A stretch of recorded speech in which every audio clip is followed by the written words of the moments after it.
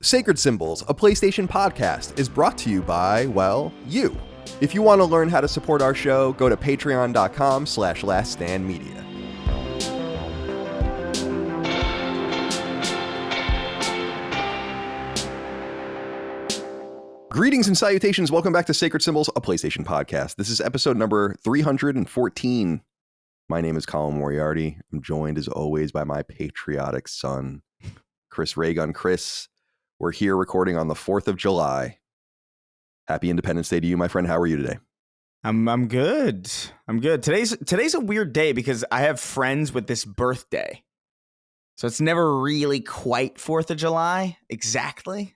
It's usually a birthday thing, but there's some joint celebration going on. Excited to fire up the grill. Yeah. You know, get some hot Cook dogs yourself some and cheeseburgers. Yeah. No, I'm excited. We're recording a little bit earlier today to make room for some of these festivities. It's especially early here. It's 9 a.m. But I've been up since 6, so whatever. Yeah, it's crazy, man.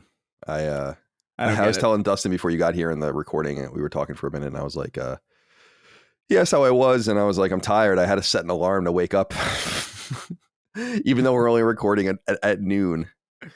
But then I was nervous because I knew I had to get up, so then I just got up by myself, and then the alarm went off and scared the shit out of me when I was at my desk. So, so here we are. Well, it's good to be here with you today, Dustin Furman, executive producer. Welcome to the show. How are you today? Doing just fine. Happy 4th. I consider for a moment cracking open a beer right now on the show because I thought, hey, if today's the day to do it, to drink on the job, I mean, it would be today. But for me, even when I'm not tipsy or drunk, my speech, it's the first thing to go. And you guys don't want to listen to even a slightly slurred. We barely can talk as it is. I know. Let alone you're barely intelligible now. Yeah. So no beers, but I will be having beers later. Hot dogs, that's on the menu tonight. Just hot dogs, no burgers. And I got some bootleg fireworks shit that I'm really excited about. It's not actually bootleg. It's just like bought it from a tent in the mall parking lot. So it feels a little bootleg, but that's the best kind. You know, you get if it feels like there's a small element of danger, that's what makes it fun. Seeing the big fireworks is cool. I don't care anymore. I've seen that a million times. I think we've had this conversation. I don't need that. But a little bit of pyro in me that just wants to dance with the idea of blowing my fingers off. You know, that'd be great. Scary right stuff. before I have a kid. Fantastic. So yeah, that's what I'll be doing tonight. Yeah, you won't be able to hold your little baby. No. Chris, Colin, Dustin Furman, if you blow your hands off. Well, I was going to bring this inquiry up later, but we might as well bring it up now. Joseph Lucino wrote into us on Patreon and said, "Hi, CDC. Any notable 4th of July stories? A few years back, a 50-year-old drunk woman actually blew off her hand on my parents' NYC street as I was leaving their house for mine. We heard a bang and a delayed scream of agony. The NYPD showed up looking for the fingers, but couldn't find them. Happy 4th. I've always been scared of being around fireworks. Like, not if they're like someone else is doing them, but like, you want to light the fireworks or come out in the street. And it's like, this isn't worth it. Again, the Sean Layden, the juice ain't worth the squeeze, my friends. I always think about, I can't remember the guy's name. He played for the Giants for a while. Pierre Paul, I think was his name. He was a Giants, I don't know, linebacker or something. And he blew off multiple fingers while he was in the NFL and then still played, because you don't really need your hands if you're like a defensive lineman or whatever. You can just kind of wrangle people. Yeah, what if you had no hands? I always think of him every 4th of July. Because I'm like, he was lucky that he was still able to play, but I'm like, you basically ruined like your golden goose by needing to play with explosives in the street. Very strange. And yeah, fireworks suck.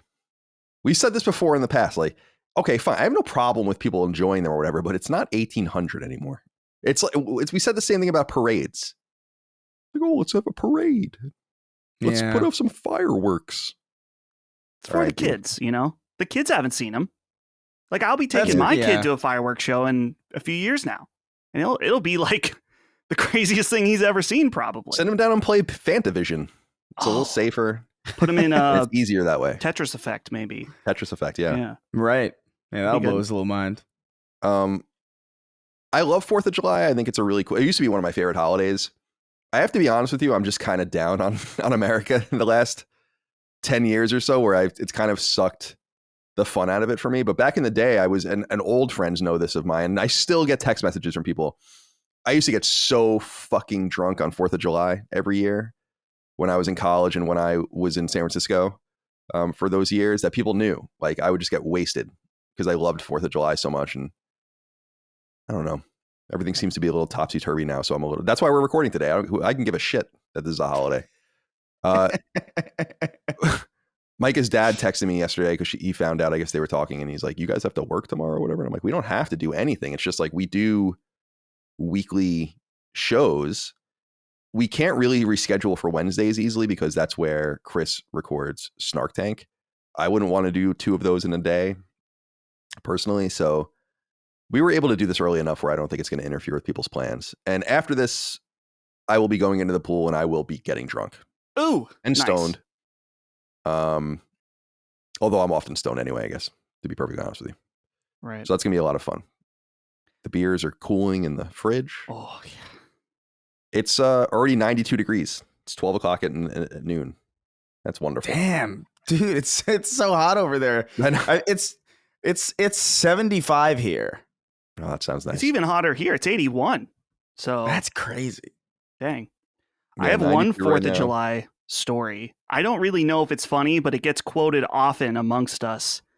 So when I was in probably either high school or early college, my mom, no disrespect her, I don't mean this in a negative way. She goes through different phases of things that she's into. So right now she's really into roller skating. She plays roller derby stuff. She had a hula hoop phase where it was like trick hula hoops and stuff like that. Anyway, she had a fire hoop that was like a hula hoop that had the torch ends on it that you could light up. So on 4th of July, we were all fucking around with this fire hoop out front of this house, playing with the fire hoop. We were all doing it. It's not really dangerous at all. I mean, maybe, I'm sure it's slightly more dangerous than a standard hula hoop, of course, but we were having fun. This kind of, and I don't mean to be rude, but there's like a more trashy house down the road. So this couple comes walking down the road at night on 4th of July, beers in hand. And this woman, she's like, oh my God, that fire hoop, I want to try it. So this drunk woman comes up to us and we're like, why not? I mean, what's the worst thing that could happen? So she's like, starts to get ready to do the fire hoop. And the boyfriend's like, hey, I didn't give you that beer so you could fire hoop. Like, he was kind of mad about it. But it was like, it's like a Bush Light or something. So anytime now that we have beers around or something, we're like, hey, I didn't give you that beer so you could fire hoop. And that's it. It's not an incredibly funny story, but I always think of it. What's the worst thing that could happen is such a funny thing to say when you're talking about fire and alcohol. Yeah. I mean, neither one of those things have ever really hurt anyone that bad, truly. I mean, it's fine. Right. It's... I wish I had 4th of July stories. I don't think 4th of July wasn't really, I don't know, in New York, maybe Long Island's probably like a little bit different, but like in New York, it's not really that big of a deal. It's kind of like, oh, it's another one of these days. And in LA, it's kind of not really a big deal either, because I think there's just a general idea of like, especially in LA, where it's like, we can't play with fire here. And you're communists. We can't blow things up because then thousands of acres will go up in flames. Yeah, you got to be careful. Millions will die. Yeah. Which kind of takes the fireworks kind of takes the fun. If you can't do the fireworks for 4th of July, there's really no, I don't know, like it's just a day to get drunk then, which is every day really. So whatever. I'm in agreement with you. Like on the island, it was somewhat big only because, and this must have come up in some capacity in the past. I feel like it has. And people might know the family, the Grucci's, Grucci. They're a Long Island family.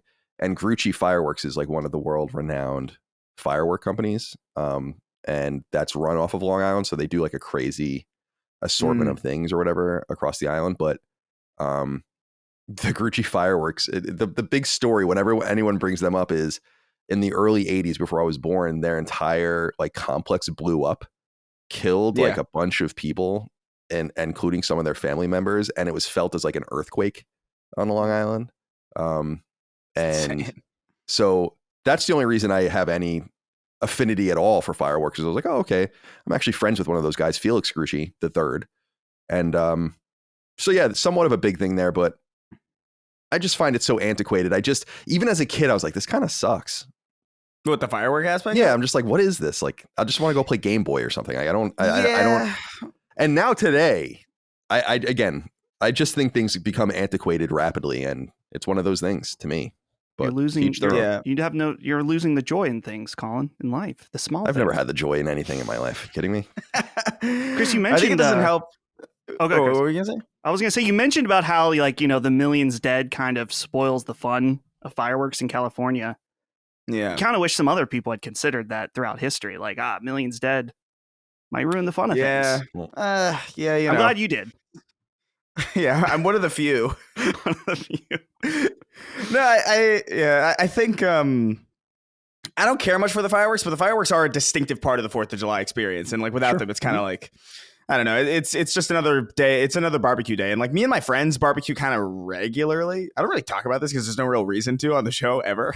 But like my friend Jalen and he lives in a complex where there's just these like open grills. And we go, I think like a couple times a month to just like fry up some burgers and hot dogs and stuff. And it's fun, but it's not, the barbecue aspect isn't necessarily distinct to 4th of July to me.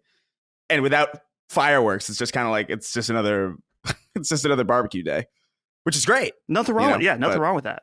It's funny, man, because on the island, and I know this is true everywhere in New York and in the tri-state, is like we call barbecuing burgers and like, oh, you want a barbecue? And it's burgers and hot dogs and shit like that. If you say that down here, it's not actually ribs and stuff. Yeah. But if you say that down here, it's not a fucking barbecue, cookout. It's a cookout. What you're doing? I'm like, yeah, it is a cookout. Yeah. All right, dude, it's okay. We have no idea how to barbecue anything on Long Island. Believe me, we're an Italian people. We're a Jewish people. Is it kosher? Do you have bagels? Do you have sausages? Those are the kinds of questions we ask. Well, they might have the sausages. Love sausage. Love sausage. Yeah. Love it. Just love it. A good brat going? Oh, yeah. Well, I would prefer the like Italian brats? sausage, like a hot Italian sausage. A brat is fine. I like brats. But teach their own. Enjoy yourselves out there. You already have. Some of you probably blew off your hands. Already. Please write in. Already, and you can't hit stop on the podcast. Yeah, please text to speech in with your story about how you blew your hands off. Right. Yeah, please let us know. And Siri, please stop the podcast. I'm crying. Well, happy belated 4th out there to everyone. In the United States is a wonderful place. I really, truly believe that. Like, it's a lottery ticket to live in the United States, especially in the modern era. People have it so bad out there. I mean, unimaginably bad. I don't think people really internalize that. The poor in the United States, in quotes, are doing a lot better than most of the world's population, even. So there's a lot to be grateful for. But I think the United States has lost its way. And there's like, what are you really supposed to be proud of about right now? That's kind of the inner conundrum. I'm not a sunshine patriot, but it's like that term is so old. That's from the revolution. I'm not a person that just believes in America when it's doing well, but I want it to be doing good. Right. And that's different. So I just feel like the United States is morphing into something weird. Now, depending on who you ask, it's morphing into something different for each person, probably. But I think there's a general consensus among people that something's fucked up. And like, no matter who you are, hopefully we can regain that when RFK becomes president. Did you see the picture of RFK with the dog? But he claims it's a goat. I don't know if that has been settled, like where it was like a barbecued dog and he was holding it up. But what? He was in Korea or somewhere overseas. And there's a picture of him with a woman and they're holding up like a dead, like, spit barbecued animal that looks like a dog. But he claims it's a goat.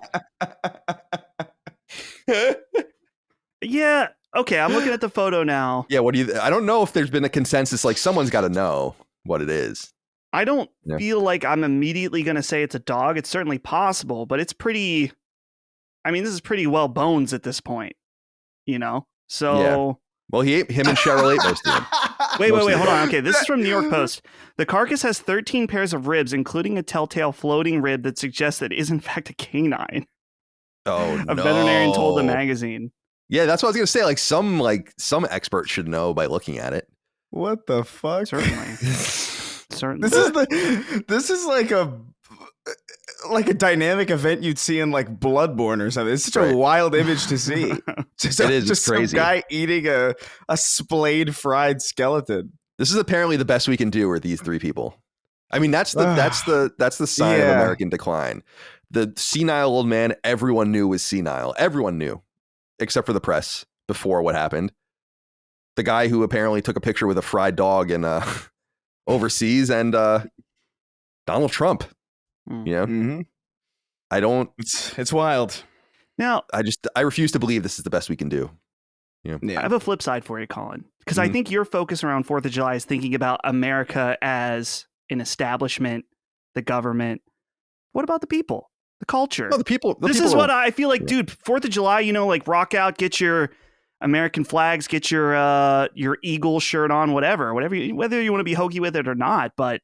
Just feel like, hey, it's a time we can celebrate being us for all of the good and bad. Yeah, that's totally fair. That's totally fair. Yeah. But I also think the people are complicit in getting us to this point. True. Absolutely. So, I don't know. Whatever. By the time you hear this, it'll be over. Happy 4th of July. Yeah. All right. Well, we're here. We're recording on 4th of July. There really isn't very much news, but every time I say that, we go on for 4 hours anyway. So we'll see what we can do here. Today, we don't ever miss an episode. We weren't going to miss on this, obviously. So glad to be here with you guys today. Remember, you can get every episode of Sacred Symbols PlayStation Podcast early and ad-free over on patreon.com/laststandmedia, where you can get RSS feeds to feed from Patreon directly into your podcast app of choice, or you can use Spotify. You can submit your inquiries on the weekly threads on the news feed for the various shows. You get access to Sacred Symbols Plus. Every week, we just did a final shape, or Chris and Cog sat down to do the final shape. I sat down with Jaffe. We did our Game Award bets a while ago. We did a whole episode about Castlevania. Dustin, you just recorded. Who are you with? You recorded Elden Ring, Erd Tree stuff with whom? Brad and Gene. Oh, good. That's a nice combo. So that will be going live the day after this goes live on Patreon. So look out for that. Daniel Pereira wrote into us on Patreon. Of course, this is again one of your perks. It says, top of the morning, gents. Greetings from your neighbor up north. I've been a listener since the early Moriarty days of Beyond, but this is my first time ever writing in. Usually, I'm too lazy to open the Patreon app, but this past week's topic on what could potentially be a new podcast idea had me eager to offer up my write-in virginity. Thank you. That's very sexy.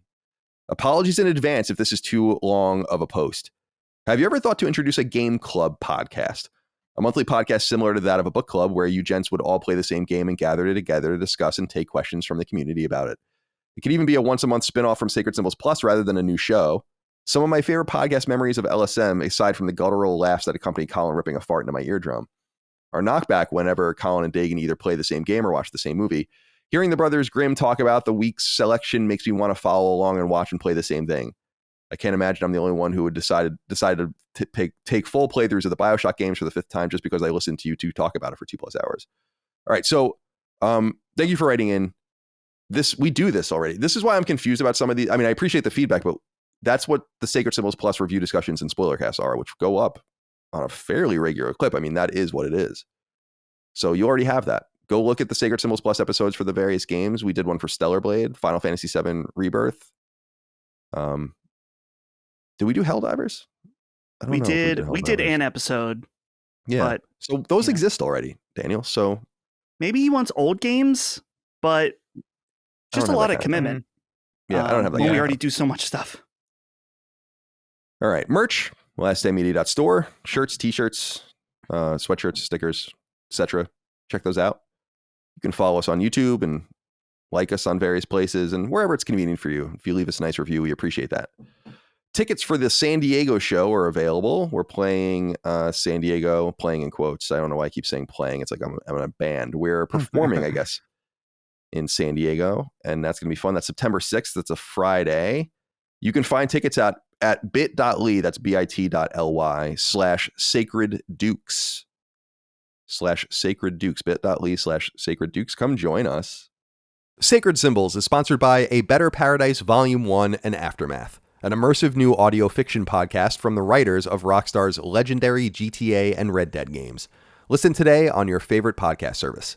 Yes, we all love gaming. That's why I'm here recording this podcast and you're here listening to it. But as I often say on Sacred Symbols, it's important and even vital to embrace lots of different venues for entertainment and not remain focused only on video games. Don't be boring. It's why I float around in my pool for an hour or so most days reading a book, why my wife Micah loves to bake, cook, and grill, and why Dustin pretends he enjoys One Piece as he forces his way through the anime. But it's always good to find common ground with the things we love and the things we could love, and that's why I'm pleased to introduce you to A Better Paradise, a sci-fi thriller audio drama delivered in podcast form from Dan Houser and Laszlo Jones of Absurd Ventures. Now, if those names sound familiar to you, it's because they're the creative minds and writers behind Rockstar's mega popular Grand Theft Auto and Red Dead franchises. And after leaving Rockstar in 2020, they decided to spread out and do more than just games. A Better Paradise Volume 1 and Aftermath is one such offering. Set in the near future, A Better Paradise tells the story of the ill-fated development of an ambitious but addictive digital game world project led by inventor and psychologist Dr. Mark Tyburn. As the advanced software they developed began delivering unexpected and disturbing results, the team fell apart under strange circumstances, and the project was abandoned. The game world and the superintelligence within were discarded, left dormant and undiscovered until now. Now, you know we here on the show are massive fans of both GTA and Red Dead, and even casual players know who Laszlo and Houser are. After all, their last two games, GTA 5 and Red Dead 2, have sold 200 million copies and 60 plus million copies respectively. So we're pleased to let you in on what they've been working on these past few years. A Better Paradise is out now and available everywhere you get your podcasts. Go listen today, and don't forget to follow A Better Paradise on your platform of choice to make sure you never miss an episode. Again, support your favorite game creators outside of games by listening to A Better Paradise on virtually any podcast service. Sacred Symbols is sponsored by BetterHelp, online therapy that can help you lead a sunnier life. Learn more now at betterhelp.com/symbols. We're in the heat of summer, quite literally here in Virginia, and it's so friggin' bright out that I can barely see. Thank God for sunglasses. But what if the easy breezy and beautiful days of summer don't quite match up with what you're feeling inside? That's unfortunate, of course, but you may be comforted to know that feeling sad and upset is about as human as anything else you could possibly think of. We've all been there. Whether you're dealing with issues in a relationship or problems at work, anxious about the future or the unknown, or just generally feeling down and out, there's plenty of help out there waiting for you, but it requires you to first identify that you have an issue and then take the first step towards solving it. And a great first step is checking out my friends at BetterHelp, because BetterHelp is all about, you guessed it, helping you deal with what's on your mind.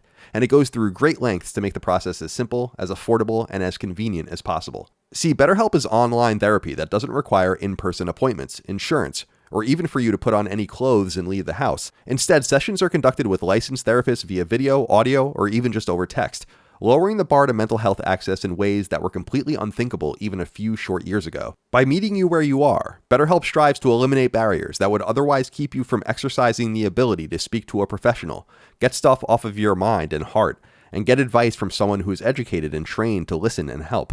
I'm a true believer in therapy personally, and I see someone here in my local area every month or so, but that's the entire point really. I have insurance, I have transportation, I have access, and I have an incredibly flexible schedule. But a lot of people aren't so fortunate. Access really is the problem, but BetterHelp destroys any possible excuses, ensuring that you, yes you, seek professional therapy as you need it. Stop comparing and start focusing with BetterHelp. Visit betterhelp.com/symbols today. That's betterhelp.com/SYMBOLS to get 10% off your first month of sessions. Again, that's betterhelp.com/symbols for the professional, remote, high quality, and accessible therapy that can help you right now. Also, Dustin, you recently went to a show, saw some fans. Serge wrote in and said, greetings to my fellow Freedom Likers, but specifically Dusty Boy. How was Too Many Games? Did you score any amazing deals on retro games, or perhaps another female anime figure to keep enshrined within your glass bottle collection? No judgments here. I can never have too many Faye Valentine figures myself. Keep up the good work as always. And congrats, Colin, on the 60th year anniversary of starting Sacred. Thanks. Talk about that in a minute. Or maybe we won't. I don't know if we'll talk about that in a minute. Yeah. Dustin, go ahead. Yeah, Too Many Games. Great time. I got to tell you, Colin, Dagan showed up in the most Dagan way possible, because we were supposed to start at 1:15 for our panel, and at about 12:55-ish, he texts me. He says, hey, I'm a mile away. Now, he's got a park, which he might end up parking a mile, not quite a mile, but it feels like a mile away. He's got to walk in. He's got to get his badge, and then he's got to make his way all the way to the other side of the convention center in order to do our panel. So sure enough, at exactly 1:15, right at starting time, Dagan rolled up, ready to go for the panel. First time I had seen him that weekend, strolled right in, but we had a great time. Great time seeing Dagan. It had been a while, of course. I guess not that long in hindsight, but it was New York that I saw him last, but always great to see him. Great time. Of course, Ben and Brandon were along with me for the ride, and our friend Matt came along with us. As far as deals, nothing too crazy, but Colin, I did get this. I don't know. This is a Game Boy Micro. Nice. I don't need this because I have a analog pocket, but I've always wanted one of these. And I saw it and it was listed. It was $170 without a charger. And he offered me $160 so I could go out and buy a charger, which actually is not a bad deal, especially because the condition on this thing is super clean. So I tried to get $150 and they offered $155. I said, okay, great. So $155 for a nice little Game Boy Micro. Got Fear Effect on PS1. I think that's what's called, Fear Effect. That game that Limited Run is putting out. That, and I got Dragon Warrior 7 on PS1 as well. So that was one that I've been wanting to get for a while. But yeah, it was a great time. The audience really showed up for us. It was great. Got to hang out, talk with a lot of you. It was awesome. Got to meet some people too. Finally talked to Mystic Ryan in person. Him and John from Spawn Wave. Where is he located out of? I don't even know where he is. I want to say he said New York. Cool. Yeah, I mean that makes sense if he's out in Eastern Pennsylvania. But yeah, I have no idea where some of these people even go from or whatever. A lot of different people. Yeah. So okay, that's interesting. Yeah, I'm glad the people came out. So the panel was good. Dagan doing Dagan things, pissing me off. Oh, pissing you off from afar. You didn't, I guess. Well, I mean, it's just kind of general. like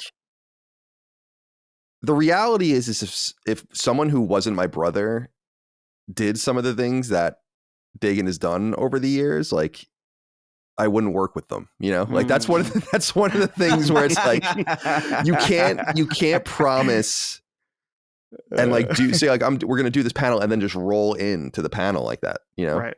Like Dagan knows that I can't do anything to him, Right. So it's a lot of power, man. Yeah, that's crazy. What am I going to do? Yeah. What am I going to do? Fire him?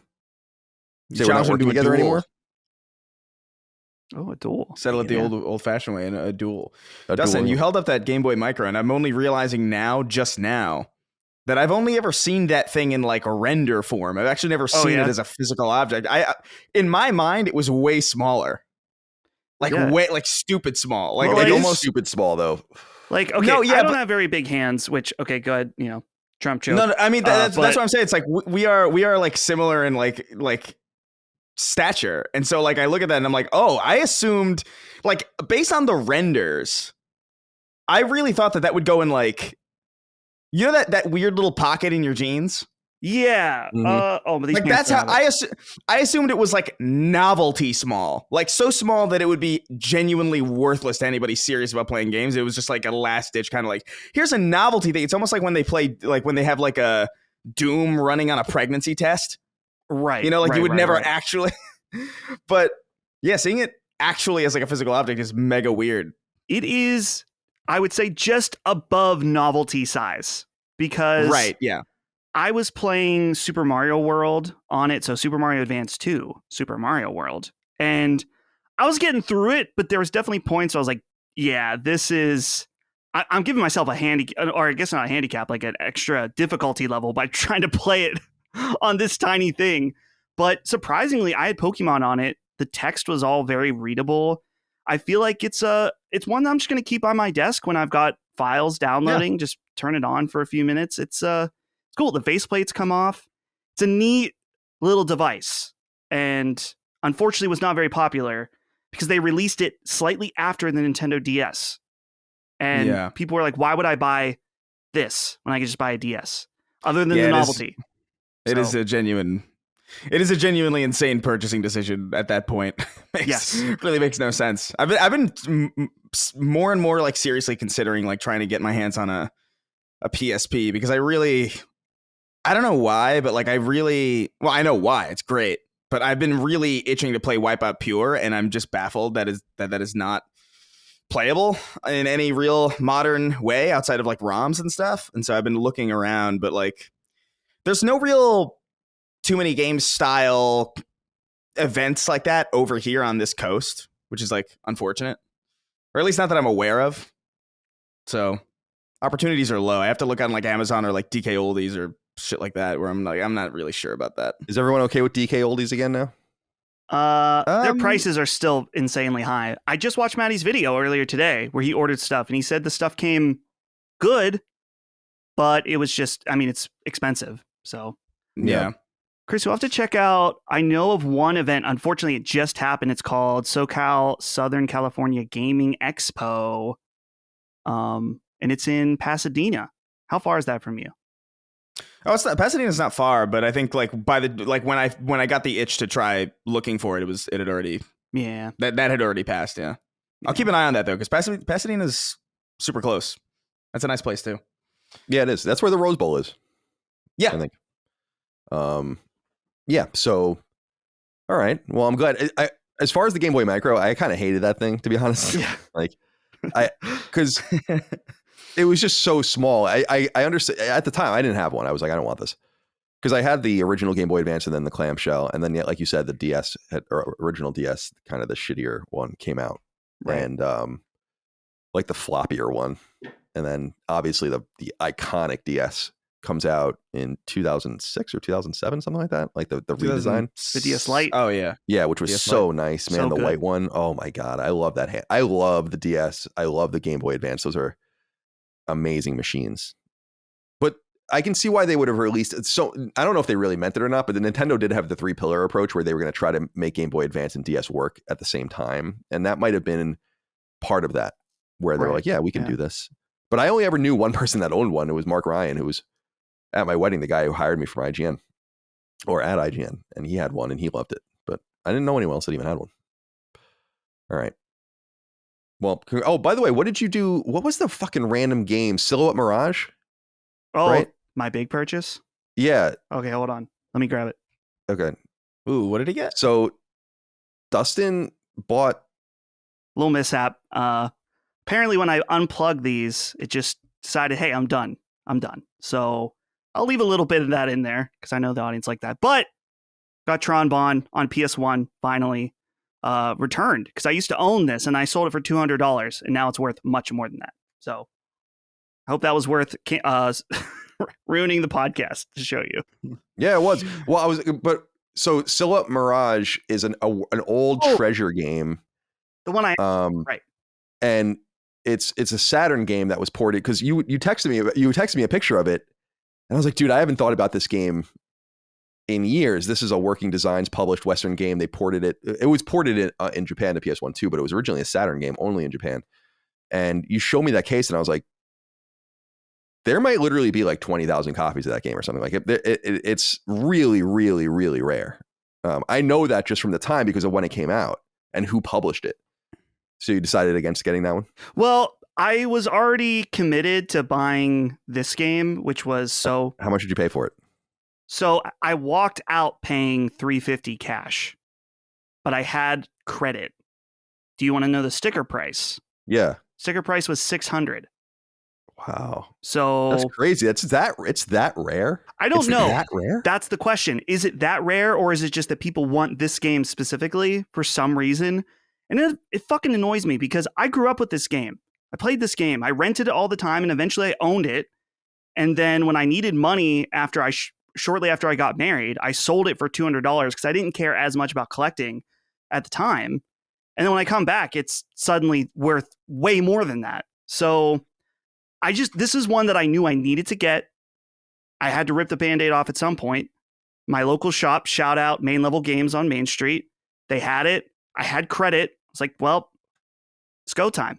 We just rip the Band-Aid off, make it happen. Maybe in 2 years it'll be worth $1,200. Well, that's what I'm saying. If you know you want something, it's never going to get cheaper. So you kind of have to execute quickly. Like I doubt that that's going to become a cheaper game. It's interesting, man, because every time you show me one of these games or like Dragon Warrior 7 and this and that, and I'm like, I own all of these games. It's so funny. And I just had them. Like it was just whatever, you know, they were $50 each when you bought them. And then you put them away, and I realized that I was so nerdy that I ended up buying a bunch of really rare shit and not really knowing it, which is funny. Yeah. And did you ever have a Sega CD games? No, I never owned a Sega CD. Dagan does. Down at Main Level Games, he just got in an insane trade that has like Lunar 1, Lunar 2, all kinds of Sega CD stuff, and it on PlayStation as well. But he has Snatcher on Sega CD. Oh, wow.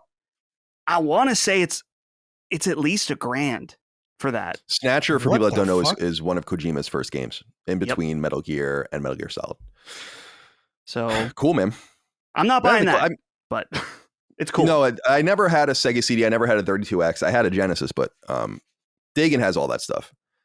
And I think I told you, Dagan started selling off some of his collection to just raise funds for some things he needed to do. And I thought it was really funny. I actually ended up buying a bunch of the stuff from him and I'll just sell it back to him when he's ready. And it was so funny. You can just tell Dagan has the deep Colin style bias where he was selling all of his Sega stuff. Mm-hmm. Oh yeah, I remember that list you sent me. Yeah, of the stuff. Yeah, like nothing from Nintendo, nothing from PlayStation. It was like all just of his Sega things that he was like, fuck it. Right. Because no one gives a shit about Sega. All right, let's get into the topics of discussion. Spread our legs a little bit. Kaylin Robin wrote in and said, "What's up, boys? Hope all is well. Wanted to congratulate you all on 6 years of Sacred Symbols. The show only seems to be getting better with age. Was extremely happy to see you all at the New York City live show. Here's hoping you make it to the Great White North in the coming years. Question for Colin. I saw on your Twitter post that you were reading Project Hail Mary. Wanted to know what you think. It's one of my favorite books, and I am excited for the movie coming out next year. Also, what else do you have on your summer reading list? You always have great recommendations for books. I remember way back you recommended The Road on one of the shows, and that sparked my love for reading again. Much love from Canada. The Road is my favorite novel of all time. I love that book. So first of all, thank you for the congratulations. Yeah, so on July 3rd, 2018, we launched Sacred Symbols. And I put on Twitter just a little celebratory post where I actually happen to have a picture of me at an Airbnb in a pool in between when we recorded and when we published it. And I remember I remember knowing in that moment being like, this is the kind of make or break moment for me, I think, in some sense. And I took a picture 6 years later. I was in the pool floating around reading Project Hail Mary, and Micah snapped a picture of me. And it's like, wow, things have really changed in some sense. The show is a smash hit, and we appreciate all of you guys out there. And yeah, it's cool to celebrate. Like, we have the milestone numbers, but since there are 52 weeks, everything gets kind of fucked up and pushed off. So our real anniversary is July 3rd, 2018. So thank you all for that. And thank you for many of you being here for the entire time. We appreciate you and couldn't do without you. As far as this Project Hail Mary book, dude, this book's great. It's Andy Weir, the guy who wrote The Martian and Artemis. And I like The Martian a lot. And I liked Artemis a lot too. Artemis takes place on the moon, as the name suggests. And these are both kind of, I mean, the great thing about the books is that they're grounded. Those two books is that they're kind of grounded sci-fi. Like The Martian is really technical and interesting in that way. And I love that book. I think it's a really wonderful book. This new one is the same, but it's a little crazier. And I'm really into it. It's really, really good and fucked up in a lot of different ways. And I was surprised to hear that they were making a movie, because I'm like, this would have been a great TV show. It seems too complex for just a film. But I'll be very interested to see how they do that and how they execute on that. Shout out to Andy Weir. He's a great writer. And and shout out to Sacred Symbols turning 6 years old. In dog years, that would be what? 42? Something like that? In dog years, we're on death's door. I know. Book recommendations, I don't really, let me think. I mean, I do recommend, so the first book I read of the season was, because again, I don't really read in the fall and the winter anymore. I read in the spring and the summer when I'm able to just be in the pool. I love just floating around and just being in the pool and floating and reading. And then, like I said a couple weeks ago, I read 8 or 10 books in the summer, and then I just don't read again for a while. So I'm really early in the motions still. So I don't really have any great recommendations. Mike has been reading a shit ton of books recently, and one of the books she read recently, which caught my eye was the Stephen King book Misery, just because of the iconic Kathy Bates movie that was made about it or whatever. And I might grab that from her and read that next, because I haven't read Stephen King in a long time, probably since Night Shift many years ago. So anyway, Caleb and everyone else that wrote in about the anniversary, thank you. Happy to be here, and thank you so much. I mean, we couldn't do it without you. It's like we wouldn't be able to do this and just put it into a void. We know that people are listening, subscribing, and all of that, especially over on patreon.com/lastdaymedia. Thank you. Appreciate you. Colin, does it feel like 6 years to you? No. I saw your tweet yesterday, last night with the fish, which was and then you also sent me a video on Twitter or on text on iOS about with a snake. It almost was like an alien, proper noun alien, like the film, like skull coming out of the other. Like it was fucked up, dude. I sent Colin. Colin's been sending me these pictures of human fish with human teeth for a while now, and I finally found something that I don't think he's seen before. And it was you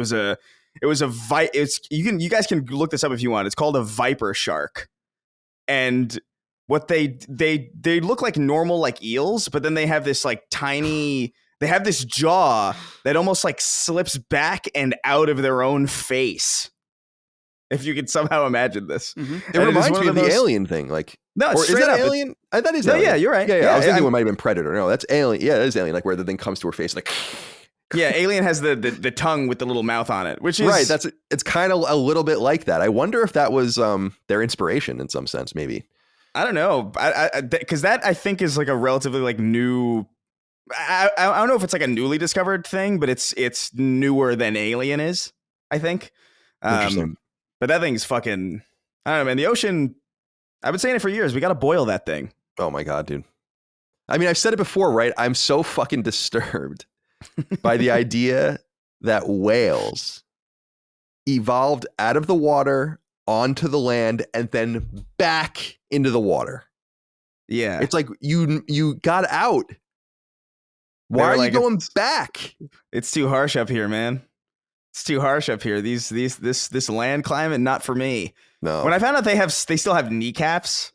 Like if you do an X-ray of like a knee, if you do an X-ray of a whale, you can see they still have kneecaps but no legs. It's so, which means theoretically a whale could knee you to death. Mm-hmm.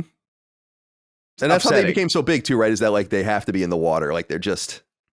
Yeah. It would be hysterical if they were on land, but. They'd be sitting ducks, I think, for whatever was going to eat them. It'd be pretty rough. They'd probably get nibbled on until they just died. Right, like, exactly. They just have to roll, kind of like Jabba. Yeah, exactly.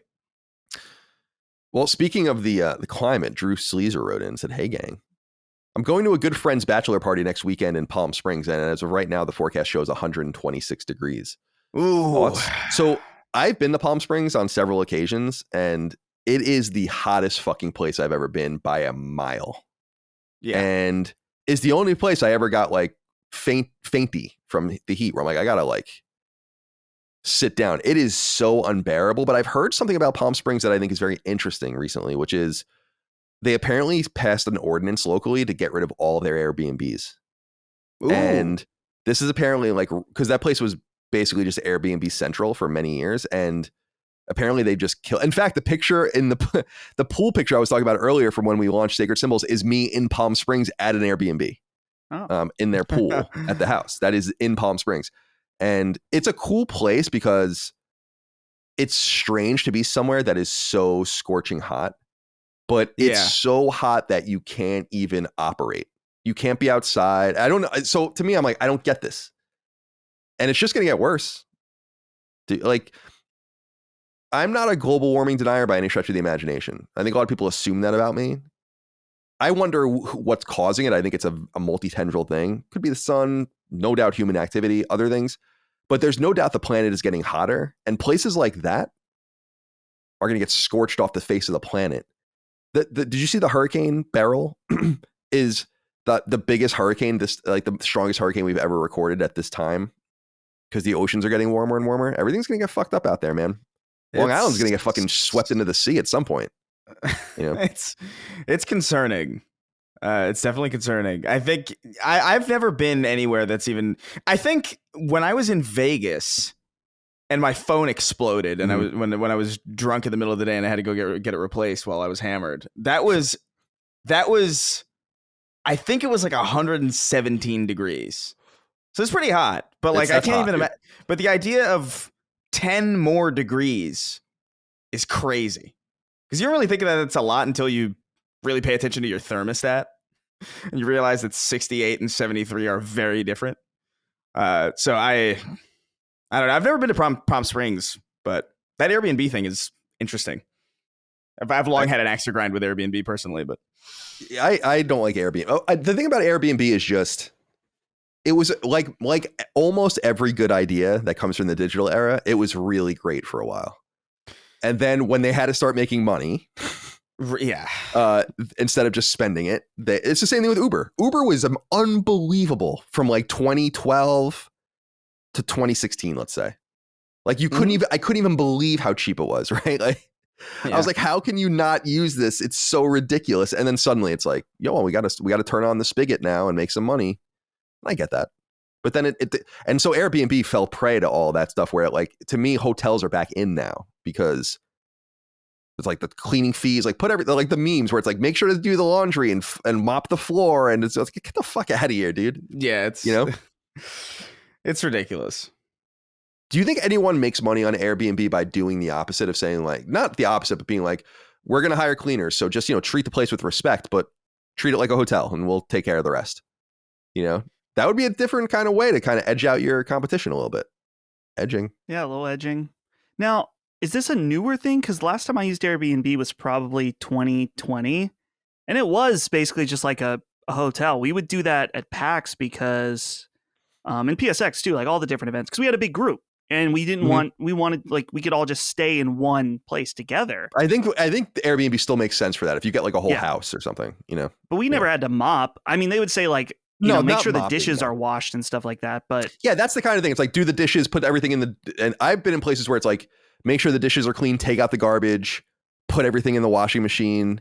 And it's like, and that was actually, I specifically am thinking of a place I stayed in Kentucky where we rented a house. And it's like, that's cool, but no. And it would be nice if so I'm like, I used to, dude, 10 years ago, if you asked me, I'd be like, I'm never staying at a hotel ever again in my entire life. And now it's like, no, I'm good I'm just going to be staying in hotels now. Thank you. I like hotels a lot personally. Oh, me too. Like I think, I like Airbnbs too. I think my main issue with them is just like, if you look up Airbnbs in your area, you realize like how many there are and how many of those places could just be rented places. And it just begins to feel a little bit depressing that like so many of these like properties are just owned by like these like management companies, and I don't know, it's annoying to see. Well, we were annoyed because my dad, I grew up in Brookhaven, Long Island, as people know, and my dad sold our second house there because we had a first house there and we sold that. So we moved into another house in the mid 90s and we sold that house, and I was thinking about buying it from him, but I ended up not doing that. And I'm glad I didn't. I don't want to be on Long Island really. Right now it's really fucking expensive to be there. But the people that bought it made it into an Airbnb. And for some reason that really pissed us off, because obviously we live in like kind of a beach community or whatever. And that really pissed us off for some reason. It's like, that sucks, dude, that you like, it's almost as hollow as the BlackRock purchases. And that's why it was so interesting with Palm Springs, where it's like, we're not doing this anymore. Like, it's just not allowed. Like, we're not doing it anymore. And because it does kind of take a bite out of the quality of life. But the reason I was attracted to Airbnb originally was it just seemed very novel and it was cheap. That was the thing I was saying, was it was way cheaper than staying in a hotel. That was what was so interesting about it. Where I was like, wow, I remember doing it in LA a couple of times for E3. I wasn't crazy about it, but it was like, oh, you can stay in this place for this, or just go stay at the W for 5 times that. And right. But then in hindsight, it's like IGN would put us in these Airbnbs that are like literally in Skid Row. Like it's like literally 10 minutes of Mad Max getting to the convention center. The dude with the guitar and the fucking people jumping over from car to car. Yeah. So I'm interested to see what the only company that's kept its form, in my opinion, in the online era in a real way is Amazon. And I was surprised. I have this like shitty LED light on my like a reading light on my bed, and it just started getting really dim. And I was like, oh, I bought this on Amazon, and I went and ordered it again, and Micah and I were in bed and I was like looking and I'm like, hey, let's see what I paid for it last time. Cause we're talking about inflation and all these kinds of things. It was cheaper now than it was when I bought it in 2020. It's like, okay, that's awesome. You know, I don't know how that's possible, but that's great. They're the only, I buy so much shit from Amazon that the Amazon driver basically lives here. At right. Yeah. His own cubby. Amazon is one of those things that is probably like, it's mega convenient and it is probably like deleterious, but it's also at a stage, it's a state where it's like, you can't, that genie's out of the bottle. You can't do it. You can't put Amazon back. We're all accustomed to it. It's mega successful. We're all like mega reliant on it. And so like, I feel like I'm just on the lookout for any of these other things that feel too good to be true. That should probably not still. Uber's one of those things too, where it's just like, I think Uber only just started making money or something. I don't know if that's true specifically, but there was something about that where like Postmates and all these apps. It's true, dude. Amazon didn't make money for 20 years. Right. Yeah. And so like they're still like in the red. And I think there's a level of like city planning that fails too, where it's like, oh, well, everybody's just got an Uber. So like we don't have to plan this really well at all. We can actually have the supermarkets 20 miles apart. And it's just like, yeah, that sucks, especially in LA, you know. Yeah. Well, anywhere really. Like I just think there are certain things that are so convenient that you have to ask yourself, like, what are we trading for this convenience? Mm-hmm. And Amazon is too late. Like it's too late for that. But I think we can still keep our eye out for some other things. And I think Uber, Postmates, some of these other things, Airbnb, like it's worth analyzing a little bit. I try. Micah and I try to make an intentional decision to spend money at different places if we can. While we buy a lot of things on Amazon, we're not buying heavy things on Amazon. It's a lot of volume, but we're not spending an enormous amount of money probably. I mean, thousands of dollars a year, no doubt. But But then, so like we have a salt pool, like salt chlorine pool. And so you have to put bags of salt in it every so often. So we went to the pool store like 20 minutes away and we buy 4 bags of salt. It costs like $65 or whatever, right? 40-pound bag. So what is that? 160 pounds of salt. And then we need a little bit more. We're like, oh, we actually need more. And then we just go and look online and the Walmart near our house has it for like $7.99 a bag. And I'm like, I know that the mom and pop stores need to make money or whatever. And I respect that, but I'm not paying $13 more for this bag, you know? And you end up making the easy choice. And it is a cyclical thing, but I don't know. I totally relate to the idea that we are sacrificing something at the altar of consumerism. There's no doubt about it. But I'm also so surprised. I've literally bought things on Amazon, and I think I might have brought this up on the show in the past, that I feel like they're so deeply algorithmic. They know everything about you that I feel like the more you buy, the better and quicker you get things. And this is a real theory of mine. I get things so quickly sometimes that I'm like, what the fuck? Like within like 10 or 12 hours sometimes of ordering it. If I order something at like midnight, I sometimes get it the next day at noon. And I'm like, what is this? This is insane. Yeah. And I think the thing is that they're like, this guy's a captive customer and we should shove this shit down his throat.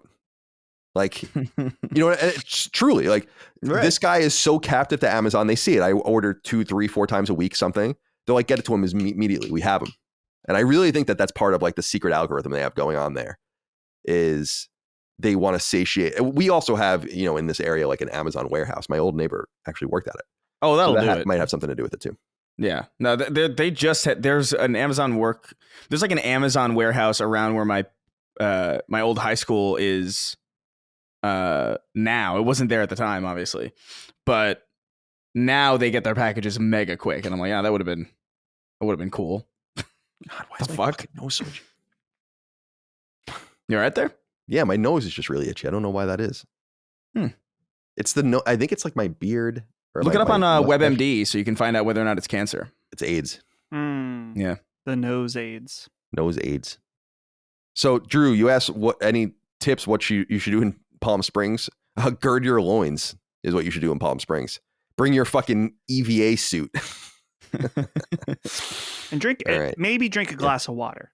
I know this sounds crazy to some people. Yeah, that was what got me, dude. Drink some water. I was so drunk when I was there that I was dehydrated the entire time. I literally was at an outdoor restaurant that's all shaded by trees. It was really nice, but I was so drunk that and I was drinking water. I was like, I gotta like just sit and chill for a minute because like my equilibrium is totally off. I never felt that way before in my life. In fact, when I see people like I have a heat stroke, I'm like, shut up, get up, you pussy, and then you're here, and you're like, yeah, Right. I get it now, but it's different. It wasn't Long Island in the fucking 90s. It's Palm Springs. Like what?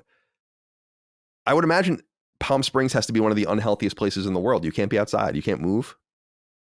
Yeah.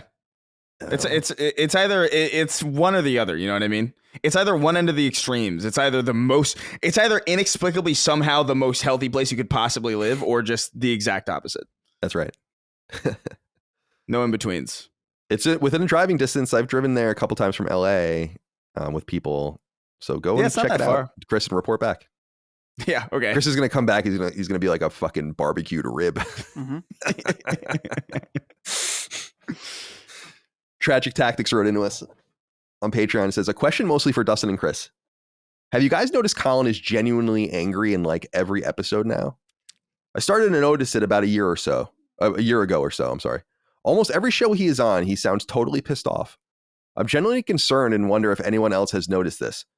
Maybe I'm just reading too much into the way Colin sounds when he talks, but he always seems annoyed or perturbed about one topic or another. It brings the shows down for me because it leads to long diatribes. Colin's not yelling in my ear, but his tone just sounds so mad all the time now. Anyway, has anyone else noticed this? Does our bro need some help? Or am I totally off base here? Dustin, speak on I it. knew you were going to ask me first on a confrontational question. I want to ask Chris first. Okay, go ahead. That's unusual. He's been for here you the to- longest, so That is Yeah, he okay, got the fair most enough. authority. Yeah, he does know me better, I guess, in some sense. Yeah, okay, go ahead, Chris. Yeah, I mean, I think Colin just has a more matter-of-fact way of speaking that comes across to people who don't know him as anger or like maybe like hostility. I don't know. I never got that vibe from you ever, but I've also spent time with you in person and smoked with you and understand that you speak very distinctly and very like, you don't have a casual tone to your voice ever, even when the tone is casual. And I think that might read to some people as like maybe like over seriousness, maybe, or like maybe like I'm not sure. I'm not sure what he's picking up on really, because I don't really see that. I'm trying to like extrapolate based on like some maybe quirks that I've noticed, but it's far from anger. I don't know. I mean, I'm not an angry person. I'm a sad person, and I'm not even trying to be funny. Like I'm Right. a little dour, but I'm not an angry person. Like I've said this before. I had an ex-girlfriend when we would fight with each other, argue. She'd be like, stop yelling at me. And I'm like, you and I both know I'm not yelling at you because I don't yell. I don't think I've ever yelled in my life. I've said in the past that like when I have to like scream to get the dog, if the dog's not listening to me and like running away or whatever, and I have to like get, serious with it, it's very unusual. I don't like it. I don't really raise my voice like that. I'm just not like that. So it's interesting to get that feedback. Dustin, am I allowed to pass it back to you now, or do you want to play some other fucking semantical game? Well, there it is. There it is. Thank you. You baited me. No, I really don't have anything. I set it up that like I had something really negative to say. I really don't. I would say, Colin, for you, maybe sometimes early on in an episode, you're still like warming up, and maybe that's where the angry tone comes from. Would you say in the last, I don't know, we'll say 6 months to a year, I feel like you used to get up a little earlier than you do now? Or is that not true? Is that figment of my imagination? No, yeah, it's true. Yeah, I'm staying up later, and yeah. So I think that maybe what he's picking up on is, like Chris said, just a more matter-of-fact tone of voice, because you're rolling in from sleep when you said you wake up the most stressed, the most antsy, and then you're rolling right into the show. And there's not as much of a buffer as there used to be. So maybe that's it. It's interesting. Yeah, that's interesting. I don't take it. I think that I don't take it as angry necessarily. I mean, he talks about some diatribes of stuff, but that's kind of been your thing the entire time you've been a podcaster. I don't want to say like crazy rants. I'm not saying like those the people on Reddit that say shit like that. Yeah. I'm just Not saying Alex that Jones. Unhinged rant. That's my favorite description of the show. It's like unhinged. Colin is on his unhinged rant. It's like, what show are you listening to? You fucking moron. Whether you want to call it, and the clip is like, you saying there are a lot of games on PlayStation. Yeah, and it's like this is an unhinged rant. So whether you want to call it an unhinged rant or a passionate diatribe.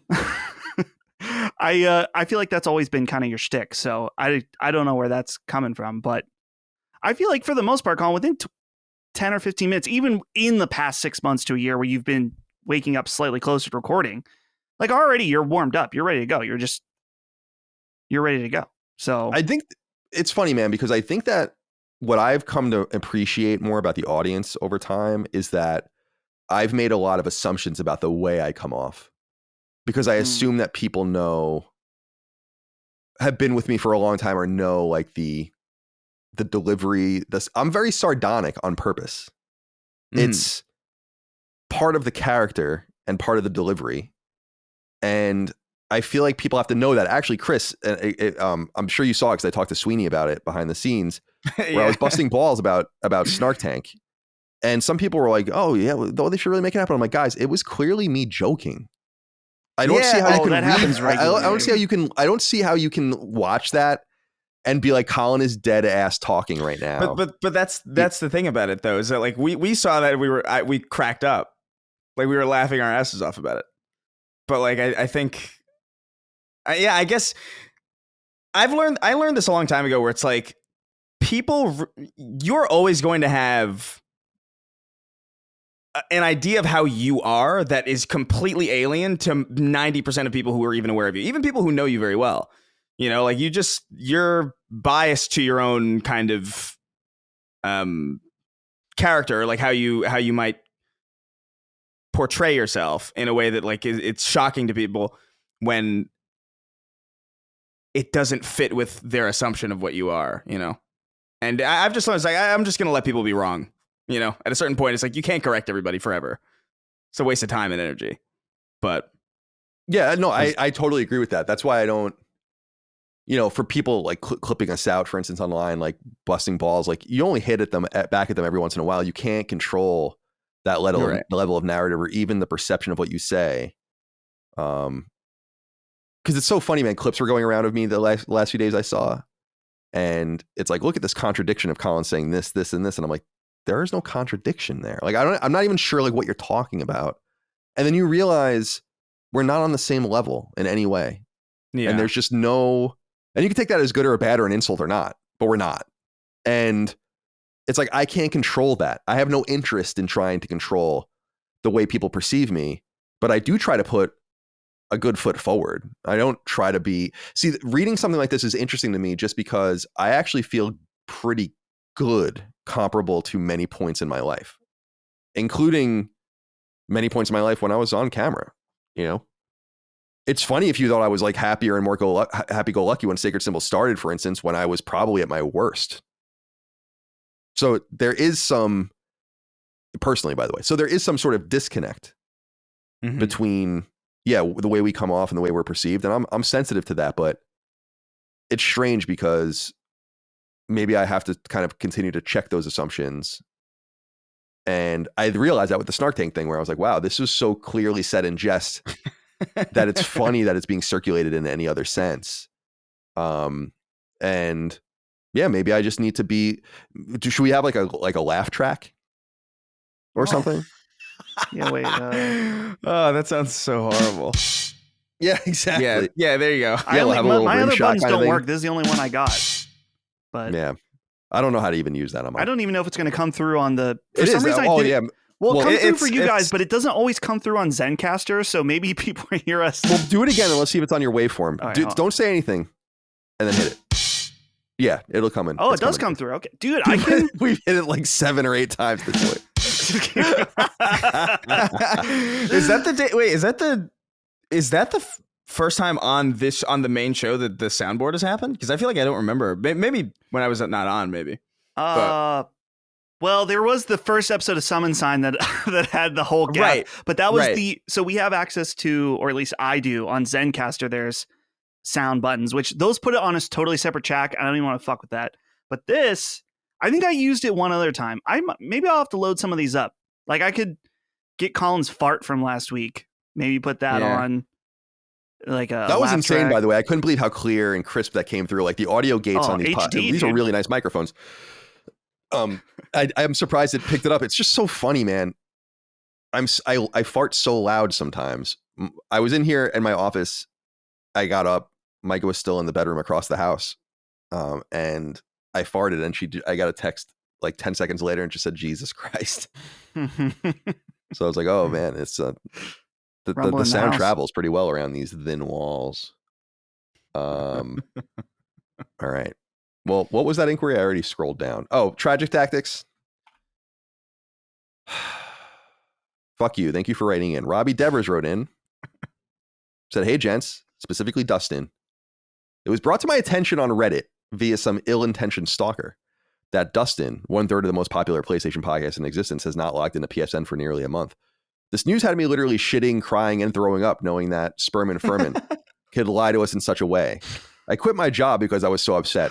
I cursed gods of old and lit myself on fire in the electronics section of the nearest Target. I flipped the entire buffet counter at Golden Corral. I beat a squirrel to death with a pillowcase filled with dual senses. I bolted the PS5's heatsink to my chest and laid in the summer sun until the searing metal bore a hole into my chest just so I could use it. Just so I could see if my heart could physically withstand the abuse of an angered star. Dustin, how could you do this to us?" So I went over to the Reddit and I couldn't find this thread. Yeah, the mods took it down because the person was getting roasted. Oh, okay. Well, but it was up for a bit. First of all, who cares? Second of all, can you guess? Weren't Colin? you playing Elden Ring? Yes. And that was on PC. No. Xbox. No. PlayStation. Yes. So so what's the deal? I don't understand how they could have got mistaken you not being signed in for so long. Here's the thing, Colin. For most of the time when I'm on PlayStation, and this is gonna blow some people's minds, I appear offline. And then it shows that I haven't been on for 28 days because I appear offline. But if you look, you can actually see, because I was curious about this. I was like, oh, that's kind of interesting. But does it show like on my recent games? And my recent games is like, oh, he played Elden Ring 18 hours ago. So there's a discrepancy there. You can see that I've played games. But no, I just appear offline because, and how do I say this in a way that's not douchey? Sometimes when I'm online, I've accepted a lot of people over the years, and I've kind of cut back. Last time I have 83 friend requests right now, and I don't mind being friends with listeners on PlayStation, but the thing that comes in is that I was logging in and people were messaging me and commenting on the games I was playing through PSN. And it's very nice. It's not rude for people to do that, but a lot of times I was like just sitting down to play a game, and then I'm getting some messages about stuff. So I started just to appear offline, and then I don't get messages when I'm just trying to chill out and play Elden Ring. So I'm not trying to be like, oh, there's too many people messaging me. But what was it, 28 days ago when it said here that I had not logged in for nearly a month? I had gotten a message, and I was like, I'm just trying to chill out right now. I put myself online, and I never thought about it since this Reddit post got brought to my attention. So, and it just goes to show, too, that these Reddit posts aren't from listeners or people that listen thoroughly, because I mentioned at some point, I believe, maybe I'm wrong about this, but on one show I mentioned I've been playing the PS4 version on PS5 because it has better frame rates. So yes, I've put in probably 80 hours in the last month on PlayStation, if it matters that much to certain people, but whatever. Wait, the PS4 version of what? The PS4 version of Elden Ring on PS5 runs at not a locked 60, but nearly most of the time. Oh, weird. It's the performance is much better than the PS5 version. Yeah. So man, that's really weird. Yeah, that is weird. Yeah, I couldn't find the post, but you know what would have solved this problem is if Rise of the Erd Tree, is that what it's called? Shadow of the Erd Tree. Shadow of the Erd Tree. What if it gave you trophies? Right. Yep. Oh boy. Would you say Rise of the Erd Tree? Huh? Did you say Rise of the Erd Tree? Yeah, Rise of the Erd Tree. Rise of the Ronin. Ah, sounds like you would have gotten. Says you would have gotten that answer right on Jeopardy. Yeah. Ow. You son of what? a bitch. I'm sorry. Go ahead. No, Chris, you little bitch. You little Hey, come on. little bit of sore loser. I feel like I'm a little salty about it you're a little still. salty. That's fine. Well, hey, you can. Well, no, we'll be on the same team next event, so Right. we can put our differences aside. And you, Yeah. the truth is, you did deserve to win. You absolutely deserve to win. But I'm not. Hey, I'm not the judge, so I'm gonna. It's revel funny. in it. It is funnier that I lost. Yeah, But certainly. yeah. So, but yeah, no trophies.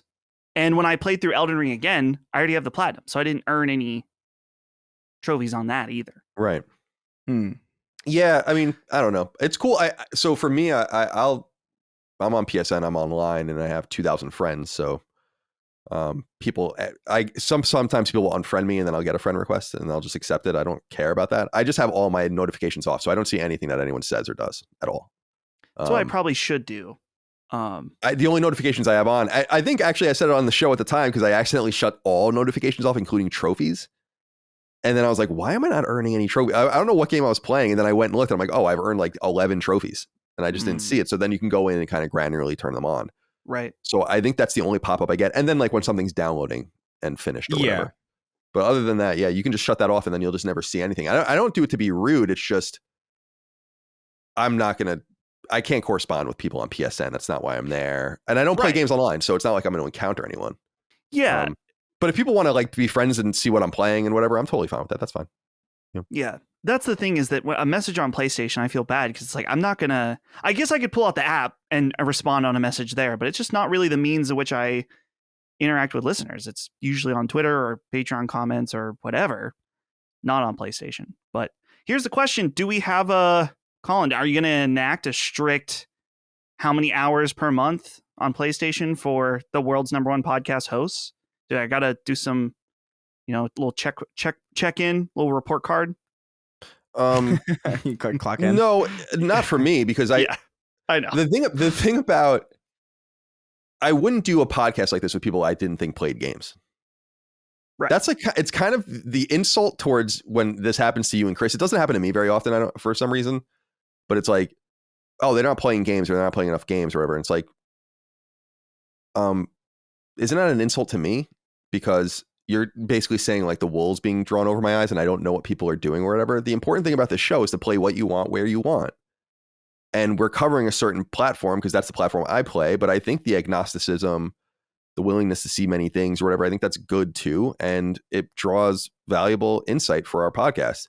It's just silly to me because I don't actively do it, but I say all the time, like, you should definitely look at people's trophies, definitely look at their achievements. But these are the people, when I say that, it's the people, I'm talking about the people that are talking shit. Oh, you're talking a lot of shit about this game, or you reviewed this game, or this, that. Like, what's your experience with it? Mm-hmm. Kind of monitoring it. Well, as an example, the Final Shape just came out. Let's assume Chris played that, and he did, and he was also preparing for it. So he's been playing Destiny 2 for years. So that wouldn't show up in his trophies. It wouldn't. You would, I guess, see it in his game time, but you wouldn't even see that unless you granularly went into it. Because on PSN, you only see the top 3 games as hours played. You have to go deeper and all the rest. So it's just, it creates a lot of assumptions about the way people play. And that's not what I'm interested in. What I'm interested in is getting points of view in a knowledgeable way out onto the show. And I've said it many, many times. Always, usually, sometimes, always on PlayStation. Dustin is usually on PlayStation. Chris is sometimes on PlayStation. I've said that a million times. I don't want it to be always, always, always. That's boring. And it would give you a very typical view of what PlayStation looks like from my eyes 3 times. It's like, okay. Right. Yeah, I think, I don't know if we talked about this before, but, and I don't even know if we actually even have the same view of it. Because I don't know if we've really delved into it really, but like when we decided to do this show specifically in the format that we decided to do it, when it was a PlayStation podcast, it's specifically your expertise on PlayStation that made it a PlayStation podcast. And my presence specifically, the way that I felt about it was like a window into everywhere else so that we didn't get too lost in the weeds and that it wasn't too much of like I didn't want it to be like a circle jerk kind of thing or like not that it would have been, but like, just an extra layer of like, hey, here's another person who's familiar with kind of everything else going on so that we have like an outside look of like what's going on in these parts of the world without necessarily losing that focus and that expertise that makes Colin knowledgeable on this specific platform. And I don't know what people want really, as far as whenever they have that criticism, it's confusing because like you just want 3 of the same perspective. I don't get it. Yeah, it is what it is. I don't care, obviously, because I have never listened to the feedback that anyone has given me in this regard. And Dustin, I saw that I talked about Chris's tweet with the fish. I saw your tweet as well, which I thought was very nice and heartfelt. But it was really nice to see people congratulating you and encouraging you as a performer as well. Because people always have doubts about my personnel decisions, and I don't know why. I'm not trying to be an asshole, but I'm bad at a lot of things in my life, but I don't think choosing talent has been a problem. And so people have to have a little bit of trust. A little bit of trust. Yeah. And so it was cool to see you get your flowers in that thread. Yeah, it was very nice. It was cool. And as far as your personnel, I mean, I feel like at this point, like Brad, I mean, he kind of blew out of the water. Brad was the most immediate. Everyone's like, yeah, this guy's cool. And he's definitely a lot cooler than me. A lot more hot.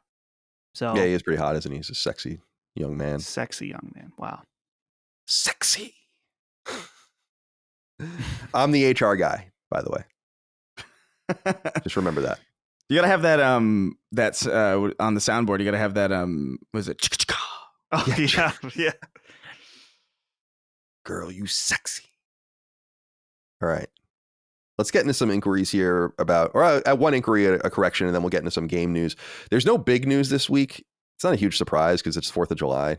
And so things are going to be a little slower here in the States anyway. And there's an election today in Britain, which is funny too, like a big election. So I'll be watching the returns for that when I'm 17 beers deep later, if I don't drown in the pool. All right. Michael Tennick has a correction, kind of. And he says, not really a correction, but I just wanted to address Colin believing that Getaway would be a likely candidate to bring back as a PS2 classic. So the Getaway, of course, famous Soho studio, London studio release on PlayStation 2, 2002. Unfortunately, every car in that game came from real manufacturers, making relicensing everything a nightmare. I'm not saying it can't happen, but I wouldn't hold my breath. Even if Sony was willing to put in all that work, I feel like the Gran Turismo games would be the only ones they brought back. This is good insight and feedback, and we'll see what happens, because the licensing issues are a problem in many games, but that stuff can be erased and deleted if they really, really wanted to. And I know it would be somewhat of a challenge, but I think of Alan Wake, like the original Alan Wake on Xbox 360 had, what was it, Verizon ads and Energizer battery ads, I want to say, something like that. And those are nowhere to be found in the new game, the re-release of Remastered, Alan Wake Remastered, which is, by the way, just to reiterate, Alan Wake is so good. The first Alan Wake, oh my God. So the branding in that was always weird. Like, it just felt out of place, kind of like, my name is Alan Wake. I'm a writer. I prefer to use Energizer batteries on my on my flashlight. It just feels weird in a game that's very, so thoughtful, artfully done. It's like, hey, here's some Energizers and Verizon Wireless. It's very much it's very Death Stranding in that sense, where it's that's where true. Like, okay, here's Monster Energy, the worst possible thing you could possibly be drinking if you're hiking across America, like lifting tons and tons of weight. It's insane. Like, I don't know. There's something about thoughtful, well done auteurs and sponsored game mechanics. What was the thing with Norman Reedus' show, Ride?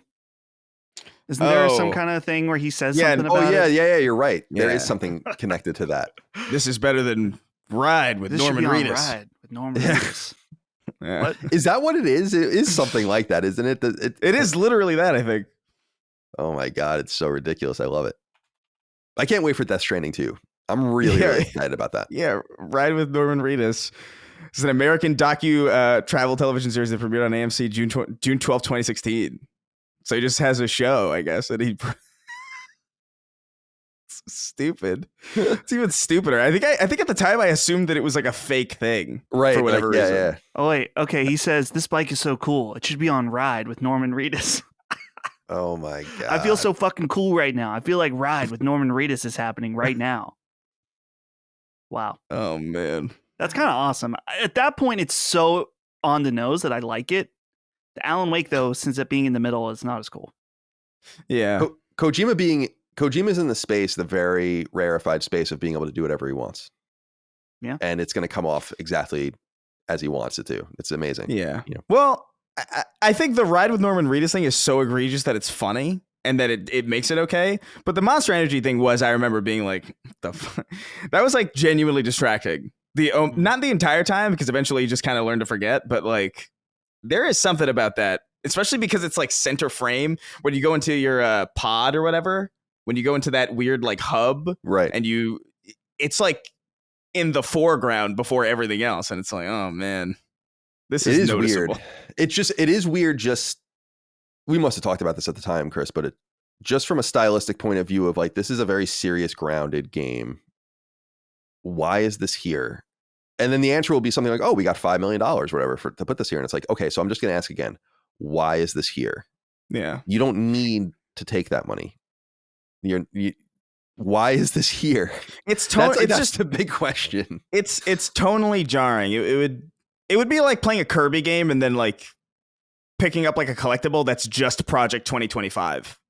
You know, like it's like this doesn't really gel with the theme here.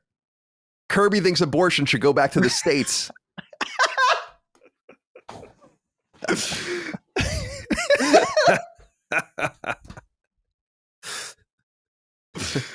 Oh, that hit me. I don't know why. All right. King DDD is definitely on the board of Project 25, probably 2025. I like the idea that he's just silently harboring all these opinions and he just refuses to elaborate. Yeah, because he has a cute image to uphold. He wants to say the most racist things you could possibly imagine, but he just feels them within instead of articulating them. All right, my friends, let's get into some of these smaller news items. And again, no big news items this week, but a few things to talk about here nonetheless. I wanted to start with this. Justin Black wrote in, said, hey, CDC. Sony Bend reaffirms they're working on a new IP. At this point, we'll take any update, but along with this update comes another story. I know John Garvin is a friend of the show, but I think it's important to be objective. What are your thoughts on his continued contempt for Sony? He continues to throw shots at Sony, and recently even the community manager of Bend Studio devaluing him to the simple title of superfan. I love Days Gone, and knowing it won't get a sequel is a bummer, but seeing him constantly taking shots comes across as trivial and unbecoming of him. Shouldn't he focus on his new studio and Ashfall? Ashfall is not called Ashfall anymore. It's called Ashfall is a different game now. What happened? Tencent made a game that was called Ashfall, and then we found out that they never trademarked the name. Yeah. Dude, I trademarked the names of podcasts. Come on. But I think they renamed the game Trace War, which is a lot better, but still not great. All right, so let's give people a little bit of context here. John Garvin was the longtime creative director and writer of Bend Studio. And this is the studio. So he helped create and write Siphon Filter. He wrote Resistance Retribution. He wrote Uncharted Golden Abyss. And then he wrote and creative directed Days Gone. And he is now outside working on, Trace War and some other stuff. And who knows what the status of those games are. I don't know. I haven't talked to him in a while. And John Garvin is a friend. I like John Garvin a lot. I think he's a really decent person. He's very knowledgeable and interesting. I think he has an interesting perspective. And I am particularly fascinated in the Oregon game development scene because those guys in Bend are kind of rare in the sense that it's a really weird place to have a AAA studio. And a lot of those guys know each other and kind of bounce around. So anyway, I think John Garvin's a nice guy, and I've known him for quite a long. I met him for the first time a long time ago. He won't remember a lot of these things, but I interviewed him many years ago too. And then around Days Gone is when he started to kind of come more and be more out and actually speaking to people. But it is getting a little weird, the public contention that people like him and Jeff Ross, who was the lead designer of the game, and some other people have about a Days Gone sequel that didn't happen. And really the civil war at the studio that occurred. And I am I'm not put off by it because it's interesting, but it's just, I don't really understand why this is still going on. What happened at Bend, for people that don't know, and a lot of people wouldn't, is there was like a major civil war behind the scenes there. and the guy that ended up staying and kind of runs the team now, Christopher Reese, was kind of the guy amongst and his kind of cadre of people that won out. And I think the anger John Garvin harbors is because Days Gone actually did do really well.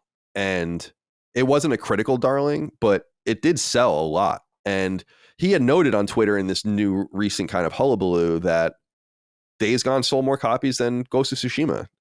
And I think he was like, why did Ghost of Tsushima get a sequel and we didn't? Kind of mentality. And I kind of get the anger, but I think you have to harbor it within and ultimately let it go. It's just not a good look. And I don't know if you guys saw, but he did go at the community manager of Bend, kind of passively insulting him, and saying like, you were only hired because, and he was there, I guess, when he was hired, like because you were like a super fan and all these kinds of things. And it's like, well, that is a community manager. I mean, yeah. So I don't want to get too deep into it, but I just find it a little bit weird.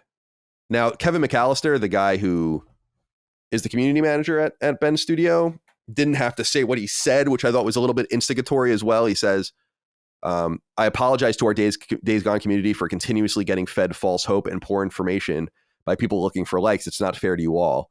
We are currently working on a new IP, and when we have actual news to share, it will come from our studio. So he didn't have to say that, but I also think people might be misrepresenting what he meant by that. And he could be taking shots at people like John Garvin, but what John Garvin and others have said were relayed in a story that was being circulated that was disingenuously kind of framing what John Garvin said. And he could also be talking about them.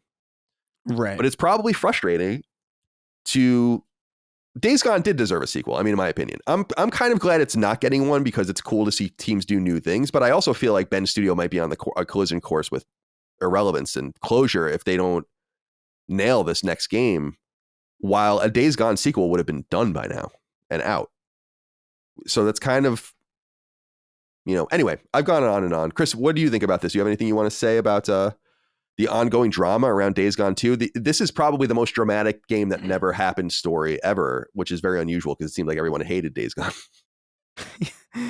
Yeah, I mean, I wasn't too hot on it myself, but like I do feel, look, I do think it's weird that it didn't get a sequel because even though I didn't love the first game, there's a lot of games that I feel this way about where it's like, okay, that whatever this introductory kind of testing the waters kind of experiment, there's something here that I like. It doesn't work exactly the way it should or the way that I think would appeal to me, but there is something here, and there was undoubtedly something in Days Gone because a lot of people liked it and a lot of people bought it and a lot of people continued to play it. When it came to PC, I feel like it's on PC, right? Yeah, it is. It did very. It was like one of the first PC releases. It did very well on PC. Yeah, and I remember it doing very, very well and hearing some really positive word of mouth. So there's clearly something there that could have been ironed out into a sequel that was worth it.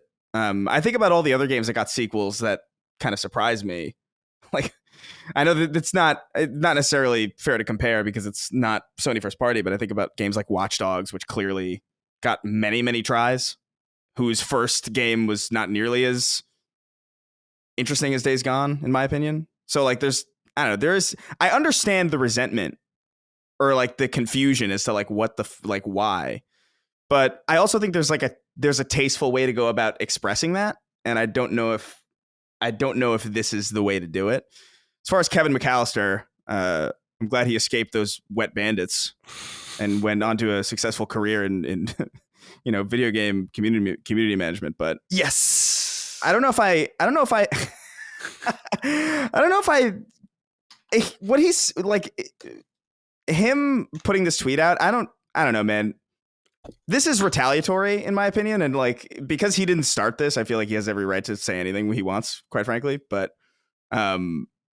this is just such a weird story because you don't normally see public meltdowns like this about things that are so big in games anymore. I feel like you probably used to see it. You probably would have seen this a lot in the days before social media. I wonder what like the PS3 era would have looked like if Twitter was at this stage at that point. Like, oh my God, would have been so interesting. But yeah, I just feel like you got to let it go at this point. You should be well beyond Days Gone by now if you're these guys, As someone who understands how hard it is to let things go and feel like you were wronged or feel like you were kind of robbed of something, it is true that the best revenge or the best way to cope with things is to just do even better. Yeah. And that, I think it's very difficult to do that. Success isn't guaranteed, and you might blow the entire thing up and even feel worse at the other side. But I feel like it's worth the gambit, as opposed to wearing your heart on your sleeve to such an extent that you come off as, I don't know, flippant with the work you did and unconcerned about about the way people perceive you. It is a strange way to be. What do you think, Dustin? Yeah, I have some empathy in that. I'm looking at Moby games. So his first game at Bend would have been Siphon Filter, right? So that was 1999. So I'm just making an estimate because I can't remember, or I'm not sure exactly when he joined there, but he was there a very long time. And let's just even estimate if it's around 1998 to what, 2021, something like that. So more than 20 years. So more than 20 years, right? And then this Civil War happens and you lose out. And especially with the circumstances that you mentioned, Colin, of it's like, Days Gone doesn't get a sequel, but sold more than another game that is getting a sequel. All of those elements combined, I can't even imagine would be very painful. And the problem is that, like, you mentioned, Colin, the idea of like going and being successful outside of it is the best revenge. And I totally agree with that, right? The problem is with game development is that might take years and years. And so while I agree that it's like, you're probably best off at this point not talking about it because it's starting to feel a little weird. When I put myself in his shoes, I kind of get it, but I also think he probably is best cooling off. It's just like this weird, like, empathetic point where balance. The balance of it. I think the reason why this comes across as weird isn't necessarily that he feels this way or even that he's talking about it. The reason that it comes out as weird to me is that, let's say you're working on, let's say this is something that happened to you, right? But now you're in the middle of working on this thing and you're still kind of talking. It sends the message that whatever they're working on really isn't that good or isn't coming along very well. Because if what you're working on is coming along very well and you're excited about it, why the fuck would you even, you know what I mean? Like, I feel like there's something about that. That's definitely like reading into things for sure. Like, I don't know if this is true at all. I don't think you're wrong. Yeah. I don't know. That's the message that's the message that I kind of get from this. It's like, well, dude, like, you're right, Dustin. It could take years, but it's also like, it's been years. So like whatever they're working on surely has to, if it's not coming together now, like, I don't, to the point where you're willing to focus all of your energy on it and not be dwelling on this thing that clearly is not going to happen again. I don't know what that says about the project that you're working on. Reading into things, obviously, but that's, I don't know. My intuition tells me that's, I don't know. It's not. It's a fair point. It's not, it's a completely fair point. Well. Completely fair. And I mean, not to blow these guys up, but it's like John Garvin's a millionaire. He did very well for himself, no doubt. And so take your time. Remove yourself from the situation. You don't have to worry, And he is a deeply creative person.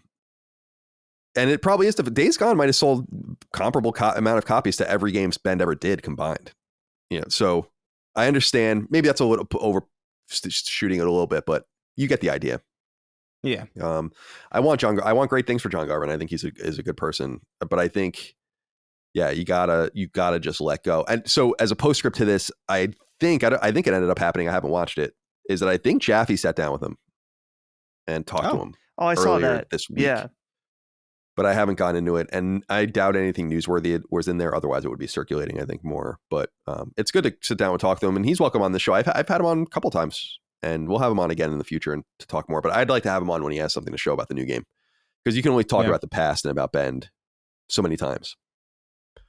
Okay, this happened this morning actually, and it's based on a story that's been percolating longer than this. So let me give you guys a little bit of background, and I'll just come out right and say that the Horizon TV show at Netflix is not happening. So here's why. Rolling Stone's Cheyenne Roundtree, writer and reporter over there, in late June, reported a story called "The Umbrella Academy Showrunner Accused of Toxic Bullying, Manipulative, and Retaliatory Behavior." And the subhead is 12 staffers and an HR complaint obtained by Rolling Stone accuse Steve Blackman of fostering a hostile workplace. Blackman calls the claims entirely untrue and completely absurd. So this is related to Horizon in that this Steve Blackman character, showrunner, writer, creative, whatever, producer, is doing this Umbrella Academy show. I've never seen it, but I know it's very well loved. He gets a development deal at Netflix to stay within Netflix to develop more shows. And this is happening at all of the big, what's her name? Shonda Rhimes or whatever. The creator of Grey's Anatomy has like a ridiculously huge, like hundreds of millions of dollars development deal with one of these guys. So it's very old Hollywood where people would be involved with studios and not kind of shop their shit around. And it's the exact opposite direction I actually want games to go into. Anyway, so he's kind of been banging around Netflix for a while, and he was given the reins of the Horizon show. And I guess based on this reporting, the Horizon show has been canned. Cheyenne Roundtree, the same writer on her Twitter feed, writes, "Scoop. Rolling Stone has learned that two of Umbrella Academy showrunner Steve Blackman's projects that were in development at Netflix, a Horizon Zero Dawn series and an original series, Orbital, are no longer moving forward." So Netflix, maybe Sony involved too, pulling the plug on this because of the involvement of this person. Now, this is interesting because part of me, Dustin, is like, oh, that's good, because I don't want to see this. It will probably be cool in some sense, but let's not overexpose Horizon, as we've been saying. Let's kind of tamp it down a little bit. But the other side of me says like, oh, this will just happen with someone else, somewhere else. And certainly the option now goes back to Sony, I would imagine, and they can shop this around and try again with another showrunner and another idea somewhere else. And I think a Horizon show is going to be incredibly difficult, as we've discussed on the show in the past, to do. So unless it's like a cartoon or an anime, which it should be, probably. What do you think about this getting canned? How do you feel about it? And yes, speak on it in any way you'd like. Yeah, well, I think you're right in that I would say this iteration of this project sounds to be pulled. And I would assume that goes back to Sony. Maybe it's tough because I'm looking at the replies even to this tweet that you posted. And there are a bunch of people saying like, could you clarify if this means they are no longer moving forward with this version at Netflix? Is it going to be restarted at Netflix? Is it going to be restarted at Sony? Maybe they don't know. Either way, a little more clarification would be nice, just to know what no longer moving forward means, whether that's just with him or entirely. But I think Sony wants to get this done regardless with their whole cross-media initiative. Horizon is a IP they care deeply about, to the point that it can feel like they're shoving it down our throats. And I think that this is one that they're going to want to see on some kind of screen, whether it ends up being a movie or a TV show, whatever. But they've only seen success so far with their new movie initiative. Horizon, whether we like it or not, is ripe for the pickings here. So I imagine regardless, even if this one is fully canceled, it will happen eventually. Anything you want to add, Chris, about this story? I'm kind of hoping that we don't get one of these. Is my thought of it. I don't think this can really work in this way. I don't think Horizon has TV show energy about it. Even in an anime and like a cartoon, like, which I think is like the best avenue for them to do it. I just don't know. I don't know about Horizon. Horizon, I think, is mostly very popular. I think, in my opinion, for the gameplay. Like, I think it feels really good to fight big dinosaurs, and that's like a very satisfying thing, especially when it's like robotic dinosaurs, and it's like it's a neat aesthetic. And so I don't know what the legs of a TV show would be. So I'm a little relieved in the short term. I just think it's going to be incredibly expensive to execute on the idea. In fact, like in live action, right? It would be so expensive that it almost should be a movie. And I wonder if they would rethink doing that. because you can't. I just don't. It's such a supernaturalistic, strange world. You could say the same thing about God of War or something, but I would just say you could just put a lot of people in makeup and then occasionally have big hulking cyclopses or something like that and pay the money. But every enemy you encounter in Horizon is going to be a machine. You're not going to be able to do that practically. It's not like the BB-8 or something. Right. It's just it always struck me as a little weird. I would have loved to see how they executed on it. And I think we're all in agreement that we will ultimately see how they execute on it. But I don't mind them kind of taking this behind the scenes and reworking a little bit. Everyone seems really down on Horizon. We've talked about this in the past. I personally love Horizon. There's something dissonant between how people are talking about Horizon and how Horizon sells and scores. It's like the Nickelback or something of PlayStation, or the Creed of like, where it's like, no, these guys do like sold out arena tours and everyone hates them. It's like, okay, I guess I don't know how this all works. Okay. This was posted over on the PlayStation blog, and this is pretty exciting if you guys are into collectibles. I think this shit looks pretty cool. It says, introducing new PlayStation Studios collectible figures from Spin Master. Launches start this August. We reported, it was either in 2022 or 2023, that Sony and Spin Master had signed a licensing agreement with each other to do high-end toys. And Spin Master is a toy company in Canada that was founded in the 90s. And they own the Rubik's Cube, actually, and some other interesting stuff, which is cool. But their big thing is Paw Patrol. And they do Bakugan, I believe, and a few other things. So anyway, they got the license to do stuff with Sony. And that should be, we thought at the time that would be pretty interesting. And now we have over on the PlayStation blog the results, the fruits of the labor.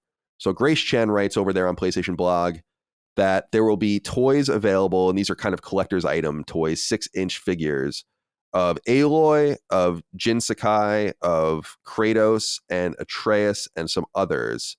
So you can even get Varl from Horizon, which is interesting. I wonder how that will do. But if people want to go look at the figure, and I have it here in our story so you guys can see it, but if you guys want to go look at the images, go to PlayStation blog, which is blog.playstation.com, and check it out. I think these figures look pretty dope. I'm definitely going to get this Aloy, I think. There's a cool shot of her jumping and with the arrow in the air, and you can, I guess, stick her to this piece of fake rebar metal that she would be jumping off of from some crumbled building and giving her a little bit of momentum. It looks dope. I really like that. So I might look into this, but I'm wondering if you guys are interested in any of this, and I wonder if more is to come, because there's so many different toys to explore and so many Drake and Ratchet and Bloodborne and whatever you want to do. So Dustin, any interest? That's what I was going to say, is that I'm hoping they do another line for the Bloodborne Hunter, because that's the one I would want the most. But I will say these figures, a lot of people like these posable ones a lot. That's not really my preference when I'm buying figures. I like the ones that are just one pose, because the joints, I don't need to pose them different ways. But these are very cool. They look super high quality. If I was to get one of these, the Jin Sakai is very cool. Yeah. I like him a lot. But yeah, 6 inches, you're going to need some big jars for these. Mm-hmm. Except for the Atreus one. Don't do that. No, no Dr. Disrespect Atreus and jar situation. Take it easy. Take it easy. Leave him separate. Pervert. Atreus's figure looks like he has there's like a Vietnam flashback going on with Atreus specifically. Like he looks the coldest dead eyes I've ever seen. Yeah, he does. But Jin Sakai looks really good. Like I like, that's the one that if I were to get any of these, like my eyes on the Jin Sakai one. I think that one looks exceptionally good. But yeah, I'm kind of with Dustin though, where I like the statues kind of thing, where it's like a little bit more, the joints don't get in the way of like the visuals of it. It's a little bit more handcrafted. It feels a little bit more premium. So this isn't I only have one posable figure, and it's Jamiroquai. So I'm not big in this sphere, but this is cool. Like I think this is a lot of potential for like later down the line, like what else they could possibly pull. All right. Yeah, go to PlayStation blog if you want to check those out. So, by the way, I guess I should let people know, you can get these. Let me see. It's available. The first in the collection to launch is the 6-inch deluxe figure of Aloy, it says, and that's available for pre-order right now. You can pre-order it on Amazon. You can also pre-order it on PlayStation Gear. via their own storefront. And then the other stuff will start rolling out later. So I guess, let me see here. Kratos and Atreus will come together. Varl will be available separately from, I think it's a really weird choice, from Horizon. And that's like a truly profoundly weird choice. And Jin Sakai will come later after that with Ghost of Tsushima. And then we'll see there. Yeah, like a Sly Cooper figure or something really cool would be, I wonder if they'll ever get there, if this will be the only 3 we see. Okay. This report comes from Famitsu via our friends over at Push Square. PlayStation will return to Tokyo Game Show as exhibitor, it says, for the first time since 2019. So Push Square reports on a 731 company strong list of exhibitors for the event, of which PlayStation appears. And this will again be the first time they've appeared since before COVID. And I wonder if it indicates that they'll, obviously have, and they say here, Astrobot will be right before, or actually Astrobot will be out, I think, by the time, TGS is September 26th to 29th. So Astrobot will be out. Lego Horizon Adventures will probably be there, I would imagine, and people have already gone hands-on with it. However, I think there's a good inquiry from the audience about this. Patrick Gosdek wrote in and said, "Greetings from Poland, gents. Long-time listener, first-time caller. With the news of PlayStation attending this year's TGS in September for the first time since 2019, can we finally expect a big push for PS5 Pro and their first-party lineup around that time? In 2022, PlayStation had their showcase in September. Could they do the same this year and reveal their hand alongside PS5 Pro?" Yes, I think that there's maybe a hint here about what Sony intends on doing. They're going to have to show PS5 Pro soon, I would think. Not anytime real soon, but within August, September, October. I think we've been saying that. And they'll obviously have new games to show at that time. So maybe, Chris, their appearance at Tokyo Game Show out of nowhere in their home territory is a sign of things to come. What do you think? Yeah, I mean, I feel like it's a safe bet. We've talked a little bit about how they've got to show off this hardware soon, but they don't want to show it so soon that they might impact PS5 sales, as they are already kind of riding on some pretty good inertia. So I think around that time, like late September, is probably a good time. It's actually a little bit maybe earlier than I would have anticipated. I would have expected like maybe early October. You'd assume it would like maybe launch in November, because that's just kind of like when that happens. But late September is a pretty decent time to start talking about it, at the very least. Maybe we'll definitely see it, I think, at this thing. Yeah, I think it's a pretty safe bet. What do you think, Dustin? Do you think there's a connection here with Sony coming out of the woodwork now after years of dormancy as far as shows are concerned? Yeah, I think it would make sense that for them, this could be the time that people could go and get hands-on with PS5 Pro. So maybe there is an announcement sometime before this, maybe but I think it would probably be a little bit before.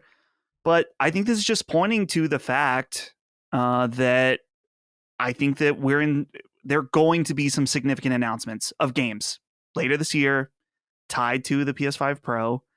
And I mean, in particular, Ghost of Tsushima 2, I think, is going to be the big game, potentially at the reveal of the PS5 Pro. That's going to be the game. It's like, you need to have this device. You need this box to play this game at this fidelity, because it's going to be amazing. It's going to look so good.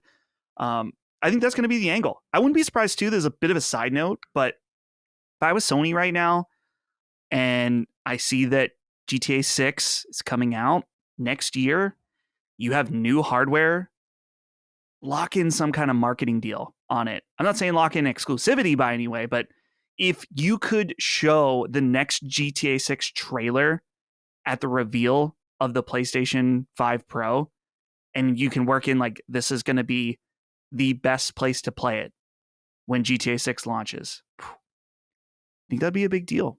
I don't know if they'll be able, man, if they can even be like, it plays at 60 FPS on PS5 Pro, which there, of course, has been a lot of debate on whether or not even the PS5 Pro will be able to do it at 60 FPS. So maybe not that, but even if they could just tie the idea of GTA 6 to the PS5 Pro in some way, maybe even do a special bundle when GTA 6 comes out. That's like, hey, you get to buy the PS5 Pro, comes with the game. Of course, that would be well after the launch of the PS5 Pro, but tie these two together. Get people thinking about, okay, this is going to be one of the biggest games of the decade. I want to play it on the newest, best available hardware. Get people just making that connection as early on as possible. Yeah. It's a nice move. What do you think, Chris? No, I mean, I think it's sound, but there's part of my brain that's almost wondering, like, would they even really need to? Because there's, are they going to sign a marketing deal with Xbox? Yeah, like I don't know. Like, I don't even think that's even remotely. I've said in the past that on this point that if I were Rockstar, I'd be like, you guys can do whatever you want, like bundle and everything. We're not going to have any exclusive anything though. Mm-hmm. We have no reason to lock anything down to any of you, and you can use us as much as you want though in leveraging your hardware because it's good for our game. What about a 40 frames is going to become right? That's an option, right? To go up a little bit. So 40 frames if you have 120 hertz TV, which are becoming a lot more common, that would be an awesome option to do. But yeah, I don't know. You're right that Rockstar doesn't really need it. I'm trying to think back, like when PS5 at the reveal event for PS5, didn't that opened with GTA Next Gen announcement? Yeah, that's true. Yeah, that's true. That's true. So there is some kind of history there with Rockstar and PlayStation. So yeah, there's precedent for sure. I think it wouldn't be unwise. I think this is it's partially just a joke in my head, but like there's a thought in my head that's like they're not even gonna put GTA 6 on Xbox. It's not even gonna be worth their time. Which is not true, obviously. Yeah, but. No, they'll definitely sell millions of copies there. Yeah, but I think PlayStation will be driving this train, no doubt. And for sure. I'm so excited to see what the game actually is, just to see what a game that expensive and that takes that long to make looks like. 200 million copies of GTA 5, man. Just really, it's not even, that's so crazy. That's like, what is that? 1 in 30 people in the world, right? Don't ask me. Like, is there any product that sells like that? It's just really, really incredible cultural presence. So good for them. 2/3 of all of America, basically. Right. Exactly. That's insane. Anyway. About. Right. Roughly. Yeah. All right. And let's not talk about the illegals. You're going to get Kirby upset. It's true. All right. We talked about Dead Rising Deluxe Remaster last week. The re-release and it's really a remake in some sort of the original Dead Rising from Xbox 360, 2006. And we have news now about when it's going to come out because Capcom had a little bit of an event. We're going to talk about the other game that was kind of relevant to that in a little while when we talk about the games we're playing. But actually, it's interesting. This piece goes in the opposite order where it shows the other game first. That's very funny. Okay, here we go. September 19th for Dead Rising Deluxe Remaster on PlayStation 5. There's a bunch of pre-order stuff you can look into on PlayStation Blog if you want. Get it on PSN or physically, of course.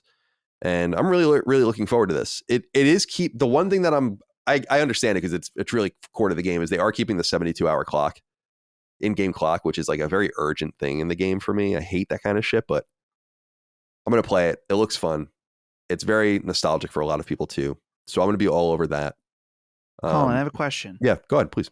This isn't me trying to trip you up because I'm sure there's a reason. Aren't you a big Majora's Mask fan? That I always felt stressed by the clock in that. Yeah, I am a Majora's Mask fan, but the game is not final after the 72 hours passes. You reset it over and over again. Okay. Yeah, I understand what you're saying, but Majora's Mask isn't like you have 72 hours and then you fail. It's like go reset the clock, you know? Yeah. And that's part of the game. So yeah, I can deal with it. That's a good point though. So Trenton Brink wrote in and said, Sacred Boys, can we get, by the way, Dustin, stop correcting me. Trenton Brink wrote in and said, Sacred Boys, can we get a gut check on the Dead Rising Deluxe Remaster, despite a weirdly massive forehead given to Frank West? I can't speak. It seems to be a faithful remake, giving us Willamette Mall and the RE engine, hoping for an easier trophy list at least. Yeah, the achievement list on the original Dead Rising is notorious. It's fucking really hard. So yeah, I'll be interested to see what they do with that. What's our gut check on this? Chris, are you going to play Dead Rising Deluxe Remaster on your Xbox Series X? Yeah, I don't know. I'm excited to play this game. I'm stoked about it. Dead Rising is just from such a very specific time and in just the history of games and just game design, where I feel like there's such a strong sandbox focus in that game that really has not. There's not a lot of lineage that has traversed later on into the. I don't see that design really anymore in that way, and so I'm really stoked to play it again. I will say one thing though, like. I don't know if I'm the only one who feels this way, but I feel like the cover art really sucks. And I don't mean it's like the worst I've ever seen, but it's, I don't know, you compare it to the original and I just kind of like, there's no, it kind of looks like almost Gary's modded assets kind of frozen into an image and then screenshotted. You know, it doesn't look, I don't know if I'm the only one who sees it is a little that, weird. but like Yeah. like the original one just looks so much better. Which is that's a very minor nitpick, but I'm stoked about it. I'm really happy that this game is coming back in a major way. Dustin, talk to me about Dead Rising Deluxe Remaster. Do you want to play it? Yeah, absolutely. I mentioned either last week or the week before when this was announced that I played the demo for this a lot, but never actually played it. And there's something cool. I love the idea of like zombies alongside commercial retail space, sort of Dawn of the Dead-esque, which Dawn of the Dead is one of the only zombie movies of that era I've seen because it was filmed in a mall about an hour away from me, the Monroeville Mall. So I have a little bit of a connection there to malls and zombies, I guess. I've seen that movie, and this is clearly very inspired by that. So yeah, I want to check it out. Though I saw in this thing at the end here, it says we'll have more to share in the coming days leading up to its digital launch, September 29th. So I wonder if they're doing physical for this. I would assume so. Yeah. Okay, here's physical on Amazon, $49, but no release day on physical. But they are doing it, so we'll see. That says to me, either isn't great about the condition of the game or condition of the company, but it's like part of me feels that you delay the physical edition to just lure people into buying the digital edition and then sell the physical edition later, and you can get a lot of double dipping. But part of me also feels like this indicates that the game's not in good shape, or like not in the shape that they want to get it on disc, and they want it to come out. And because like otherwise, why? But that's the big thing I asked is like, why? What's stopping you, Capcom, from putting the game on the disc? I know they can patch it and all of that, but I feel like there's something to that. Do you think so? I mean, it's a remake of such an old game. How like, you know what I mean? Like, how busted could it be? I don't know. It's wouldn't you say this is going to be a pretty intensive game? I mean, all the bodies on screen. I guess so. There's a tech demo kind of aspect to it where it was. I remember at the time of the 360, it was kind of like a big showcase of like, look at how much is on screen. So I mean, again, I have no evidence of my conspiracy. It just seems weird. Why would you do that unless you had the indication of double dipping, or you don't want to put this version 1.0 on the disc, or it's going to be ready too late for you to print it in time? I guess my thought comes in because the only experience that I have even remotely like this is Alan Wake 2, and Alan Wake 2 was great for me anyway. Like I know that you had that like shimmering thing that was like a really detrimental thing for you. Yeah. So we'll like talk about that in a minute, actually. Yeah, we will. Yeah. All right. Don't want to get too ahead. I don't know. Don't get ahead of yourself. Dead Rising Deluxe Remaster comes out September 19th on PlayStation 5. I'll be all over it, especially because I don't feel like there's that much coming out this fall. I guess that'll be like Astrobot into that probably for me. Yeah. All right. 2 more quick pieces of news and then we can get into what we're playing. This comes merely via social media feeds for Star Wars Outlaws, the upcoming kind of open world third-person shooter-esque RPG, whatever that Massive is doing with Ubisoft. It comes out August 30th. The game has gone gold. So lots of time. We have almost 2 months for them to kind of polish it up. Fairly confident that this game will at least run decently. Seemed like people were kind of down on it from the previews that I was seeing, but I'm not going to play it either way. So are you guys, either of you going to check out this game, Star Wars Outlaws? Definitely not at launch because it comes out the day before the due date of the baby. So probably not at launch. And maybe if the reviews are really good, though. Wait, isn't the due date July 31st? July 31st. This comes out August 30th. Oh, August 31st. So I will have. Okay. Well, maybe. I don't know. By the way, speaking on that, Yes. can we live stream and sponsor the birth of your child? Yes. Sponsored by Tractor Supply. No? No. It can't be Tractor Supply. Yeah. I asked Holly about it already. She said she'd only do it if Aldi sponsored it. Oh. Oh my fucking god! You know, Plus it's the got to European be. money. We got to keep it in the Aldi family for the Furmans. So Well, for little Herman I'll look Furman. into that. We'll see if we So- can get that spooled up for you. I don't know if Twitch is going to allow it, but So it's going to be graphic. Yeah. I don't even want to be there, honestly. But I can understand that. I will. It reminds me of Mad Men. Remember when the youngest Exactly. child... Yeah, What'd you say?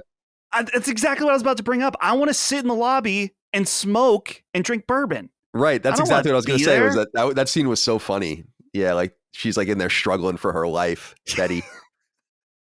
And he's like getting fucking drunk with some random stranger in the waiting room. Good shit. That's the ideal situation, if you ask me. It's funny. We had the simpatico kind of thought there. Exactly. Yeah. Chris, you're not gonna play Star Wars Outlaws. Why am I asking you this? All right. Final inquiry. Our final piece of news here. This comes from our friends over at Video Games Chronicle.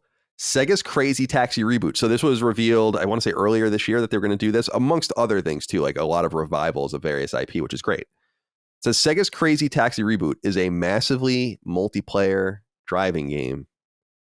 And this comes from, I guess, Recruitment Video. So it says, quote, Sega's in development Crazi Taxi reboot is a massively multiplayer driving game, a new Recruitment Video has revealed. The new Crazi Taxi is being developed by Sega's Sapporo studio, which was established in December 2021 and helps with the development of various Sega games.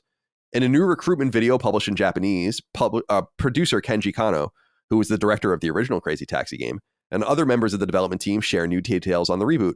According to the video, the development team is currently testing adapting the classic Crazi Taxi gameplay, which is players transporting passengers to destinations as fast as possible, into a game world with multiple players. The rebooted Crazi Taxi will take place in a large, realistic city based on the United States West Coast with a theme park-like map, according to the video. So, what do we think of this? Chris, Crazi Taxi becoming a MMO driving game, I guess, in some sense. I guess I'm not surprised. Were they really going to revive Crazi Taxi in its traditional Dreamcast form? I just feel like that's not going to happen. It's disappointing, but I fucking loved Crazi Taxi. It was one of my very favorite Dreamcast games. The sequel was also great, but it is very limited. I wonder what people would have thought about it. It gets boring. It's an arcade game. It wasn't even made to be played at home, so they had to do something to it, but I was kind of hoping maybe it would be like a single player campaign style game, which would have been like it would have been cool to take it in that direction where you're like some sort, I don't want to say it's going to be like where you're gunning people down or whatever, but you just have like missions and funny things to do or whatever. I don't want to play with other people. Yeah, I mean, I love Crazi Taxi too. Like I loved all. I only played up to Crazi Taxi 3, and I loved all those games. I still remember like the Crazi Taxi 3 High Roller, and he had all those ridiculous characters. I love that game a lot. But yeah, you're right. It's an arcade game, and it is very, very specific. And it's very, very limited in what you can do. And so, like, I guess this doesn't surprise me. I was hoping for the opposite too. I was hoping for like a more faithful, more classic approach. But I guess that was always probably like a fool's assumption of what they would do with Crazi Taxi. It was like kind of pie in the sky wishful thinking. I'm not stoked about the direction, but I'm not necessarily that off put by it either, because I do think adding the chaos of other people also doing these runs of like dropping people off at Pizza Huts, I feel like that actually could add some needed variety to a game that is otherwise pretty, like we just talked about, limited and very streamlined and very singularly focused and arcade driven. I could see it working. I just don't. I don't know if I'm excited about that. I'm excited to play Crazi Taxi again. I'm not really that excited to see like what this multiplayer style of it is going to be, but it might be a pleasant surprise. I don't know. Well, Let's hear from Nightmare, who wrote into us. Said, "Hey, Slittle Diddles. Hey, Slittle Diddle and the cat in the cradle. Can we please talk about Sega's recent video interview and plans for their Crazy Taxi reboot? Because when I see the words large-scale global hit and MMO together, my mind can't help but think about Fortnite skins and battle passes and daily quests. Is this really the direction that we, gamers, really want out of Crazy Taxi? Could this be a good thing? Does this news have you worried about Sega's other IP revivals? Please discuss. Love you all." Dustin, let's hear from you. Take me to General Dynamics. Good. Good. Yeah. Oh, yeah. I sent you guys that picture of the Crazy Taxi car at Too Many Games. Yeah, that's right. The guy was cosplayed awesome. as is it Axel with green hair, right? Mhm. It's pretty cool. Axel. So as far as this reboot, I gotta be honest, this is totally fine to me because Crazy Taxi is an arcade game that was designed around playing for 2 to 3 minutes at a time. And then that's it. You either play again, or I guess there's the sequels, which I haven't played before. I don't know if those are more in depth, but my primary experience is with the arcade unit. I think I had the PS2 version of that, and it just was like quick, 2 or 3 minute games, and that's it. So I think that, as Chris was saying, the idea of the absolute chaos of multiple players going around doing the same thing, I think that sounds cool. And even this idea of daily quests and stuff, Crazy Taxi isn't a game I want to sit down and play for 2.5 hours. I don't think anyone wants to do that.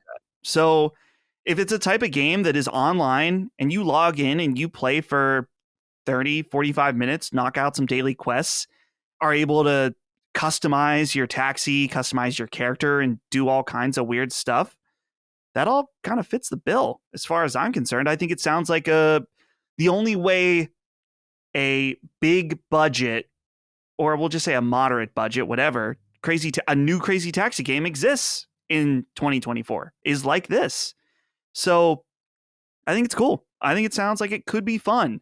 It could be egregious with microtransactions and battle passes, sure, but yeah, that's I don't want to get mad about something that doesn't even exist yet. That's a waste of time, of a waste of anger.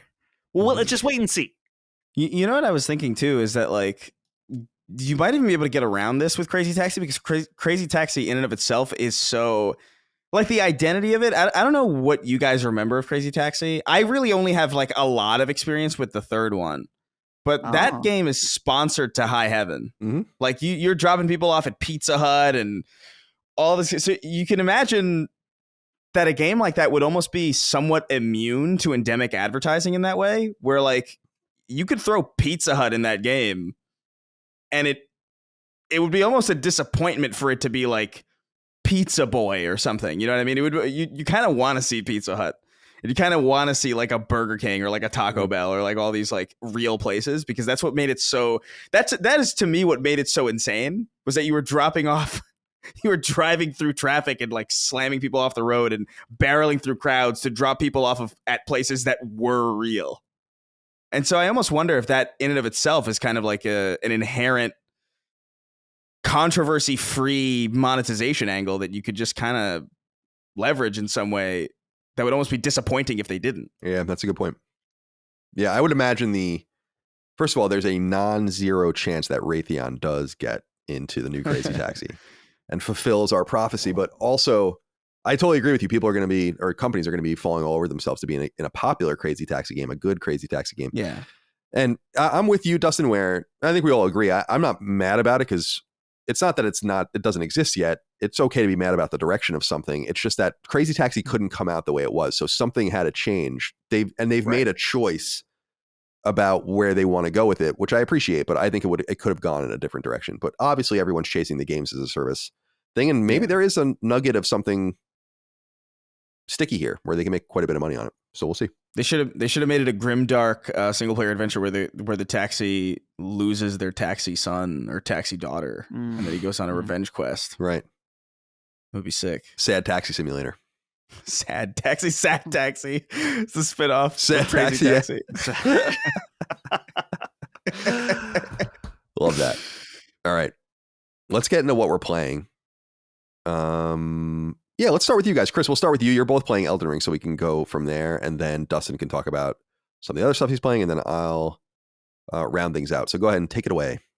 Yeah, I'm obviously still working my way through Shadow of the Erdtree. I've had a little bit less time this last week. It was a whole big recording week, a lot of VidCon stuff last week that I actually didn't even get a chance to do most of it. But so I've been taking my time with it. I really like the time that I get to spend in Elden Ring, so I'm trying to like stretch this out as long as possible. But I just got this star-lined katana or whatever, and it's crazy cool. And it's very, I don't know. It's I'm at a point now where like a lot of the mechanics are clicking with me, and I finally have enough materials to kind of like respec at will and be really, really flexible with like build stuff. So that's been pretty nice. I didn't write these down because it's obvious, but like Destiny's going pretty good. I also jumped into Fable 3 for a little bit because for some reason I got really curious about it. But that's like really kind of dipping my toes into the water on those things. I don't know if I have much to say about Elden Ring that I haven't already said, but it's fantastic. I still don't really think it's as difficult as people are talking about. I don't really like when I think about, I mean, you're going to mention a game, another FromSoft game that I think is significantly more demanding in my opinion. But yeah. Cool. Take it away. So yeah, Elden Ring, I'm finished with the DLC. Obviously, we just recorded the spoiler cast, but DLC was awesome. I loved it. I think that it continues in the tradition of excellent FromSoft DLC. Well worth the asking price. It's not quite as long as the main game, but it is pretty dang close. So you definitely get your money's worth from it.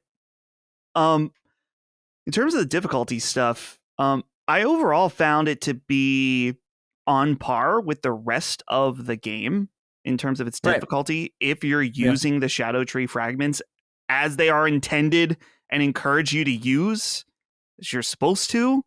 So make sure you're going out, getting those Shadow Tree fragments, leveling up. That makes a big difference. I will say, and I'll speak very lightly in order to no spoilers about the final boss. I won't say the name, won't say anything. In fact, I'll keep the details low. The last boss in this game is insanely hard. Like, arguably, you could say he's probably the hardest boss that FromSoft has ever made, I think. You could maybe say the last boss of Sekiro is harder. I would lean that way, but I can see the argument for both. I was a little frustrated because the build that I was using throughout the entire game was the Dark Moon Greatsword, so a pure intellect build. And I could not beat him with this build. I beat every other boss in the game with this build, couldn't beat him. I'm sure it's certainly possible, but the reoccurring thing that I'm seeing is people are needing to respec to beat this final boss. And that's a little annoying to me that the boss is so aggressive that certain playstyles are definitely going to be more difficult. So take that as you will, whether or not, like Gene was totally fine. He had to respec, but he doesn't care that he had to respec. I found it a little annoying, so that's going to be a to each their own. But overall, loved it. Can't recommend it enough. Listen to our spoiler cast tomorrow for patrons that are listening right now with Gene and Brad and I. I also, just a little bit real quick, was playing Sekiro when I was at Too Many Games on my Steam Deck. Just think about a beautiful night with the boys. You're hanging out after a great day. You got It's Always Sunny in Philadelphia on the TV. It's the episode where with Frank and he says, "May I offer you a nice egg in these trying times?" and Charlie's throwing up the blood. You know, it just beautiful. A beautiful evening with the boys. I'm playing Sekiro on the Steam Deck. Does life get any better? I made a challenge for myself to see if I could get to the Genichiro fight in one sitting, and I did. And not only that, I beat Genichiro one sitting without the Lady Butterfly memory. So I still got the skills. And I've just been playing that lightly on and off on the Steam Deck. Last thing, this game. So this game is called Kinitsu Gami Path of Goddess. This was at one of the summer events recently. This is a game from Capcom. And this morning I saw that it was on the demo new demo list. And I thought, oh, this looked kind of cool when I saw the trailer for it. And I just from the style expected it to be a Souls-like just immediately. I saw that initial trailer, but I didn't remember anything about it. So I downloaded the demo. This game is really, really cool and really unique to the point where Colin, you might want to check out this demo. So you think of like I want to say a more character action arcade style combat, but the way it works is that it's a mix of that and a game like Plants vs. Zombies. So this goddess or the path that she's creating, what you have to do is that each level there's the goddess, and you need to go around and remove different like rot sections or some kind of blight. When you do, you gather up these orbs, and the orbs allow you to create a path for her to walk through. But at nighttime, because there's a clock and a cycle, these demons come out of this gate. And so when you kill the demons, you get more of these orbs. Now, in each level, there's also different like guys that you can assign different abilities to. So there's like woodcutters that have hatches. And so it plays kind of like an RTS where you'll set them up around the map to help you fight. There's archers, and then there's a guy that's like some kind of spellcaster that can slow down enemies. So it's this interesting mix of playing an RTS game, sort of like Plants vs. Zombies or whatever, but you also are going around and fighting yourself with really good Capcom level combat. It totally blew me away. And what's interesting just from my perspective is this idea of Capcom is making this clearly, I don't want to say the biggest budget ever, but it's significantly not a small game. They're making this weird RTS action game. And it's just, you don't see stuff like this every day. It totally floored me. I was surprised. And I was having a great time playing it. So yeah, if you like action games and if you like RTS games, there's a real interesting mix here. And the demo, of course, is free. You can play a few levels. I haven't even beaten all of the demo yet. I played for maybe 40 minutes this morning, but I was just really shocked to see this level of creativity and something that isn't necessarily have success written all over it, but I had a hell of a time playing it. So make sure to check this out. Check this demo out. I think it's not even a full $70 game. I want to say it's $50 when I looked at it at the store. But yeah, it's called Kinitsugami, Path of Goddess. You've probably seen it at one of these shows or in tweets or whatever. But yeah, really surprised me. Fun game. Yeah, horrible name. Yeah, not a good name. But yeah, the game does look really cool. And when you were talking about it, when I saw it on your list, I went and looked it up, and it does look really and sound really fun. I think I probably will just buy it when it comes out and support Capcom and see how that goes. But then I went and looked up. It's July 19, comes out real soon. This game has snuck up on all of us. So it's a good pocket for something like this, I think, to do well, maybe become a little bit of a cult classic or whatever, if it's good, which it does look pretty good. It reminds me a lot of, it's not quite the same, but it's like ActRaiser, where which is a favorite of mine. I fucking love that game, where there's like a deep action orientation to it, and then it's like a deep strategy orientation, but they don't cross over. And so it's cool to see it kind of fuse together. I can, just the way you describe the game, I know what it looks like, but you can people out there can visualize exactly what it is. And I'm also a huge Plants vs. Zombies fan, by the way. So that you invoke that name means quite a bit to me. All right. I played a couple games this past week. The first is Crow Country from SFB Games. I said that I went into this deeply, and people can go listen to Summon Sign. I talked about it in a more deep way for quite an extended period of time, but I had never encountered SFB Games before, and I must admit I never even heard of, like, I didn't even know that name until I looked it up, and I'm like, oh, the Snipper Clips guys, that's so strange. And they've done a couple of other games as well. They're two brothers, and they work with a small team of other people to kind of put their games out. And this game, Crow Country, came out in May, and it was recommended to me by my friend Mike Patelli. And it's very much invoking the PS1 era of survival horror games with kind of a Final Fantasy-esque look. And I think people understand what I mean by that. I don't mean like thematically. It just looks like Final Fantasy 7 or 8 in kind of the way it's presented. Although it's not pre-rendered or anything like that. It kind of invokes that era of pre-rendered backgrounds. And to me, I liked it, but I didn't love it. But it is doing really well. And one of the things that I was fascinated about that I put out on Summon Sign was it's really sticky. Because I was talking about Everybody's Gone to the Rapture, which we talked about last week, and how only 17% of the people that play the game beat it. The numbers are a little weighted because it was free on PS Plus at one point. But on Steam, I think I saw that it was 30% of the people that played it beat it. And that's pretty bad for a game that takes a few hours. Crow Country is a game that you can beat really quickly if you know what you're doing. But it will probably, if you play it organically, take 5-7 hours, something like that. And maybe even more if you're really not looking up help. I immediately started using a flow chart to just know what to do next because I'm like, I can't figure all this shit out. It's very complicated in that way, which is fine. It's not necessarily for me. But I really enjoyed playing it, but I felt like it wasn't like the greatest experience. It's very archaic by design, and the story's pretty cool. It's got a great atmosphere. And I recommend it. People should at least go look into what it is. I don't want to say it's necessarily going to be for you or not. I appreciate this SFB Games company though, because it seems like they do really, truly different stuff every time. And I think that's a great challenge. It reminds me a little bit of a smaller version, probably a less glamorous version of Supergiant, and how until Hades too, how they were really going and doing truly different things and challenging themselves to render different sorts of games. And Crow Country is cool. Like it's a very interesting game, and I platinumed it, so it's number 160. I beat it twice. You mentioned the stickiness of it. Does it like did you see any like stats that indicate that like people who played it? Oh yeah, I totally lost my train of thought on that. I'm sorry. Yeah, so the stickiness of Crow Country is more than 50% of people that play it beat it.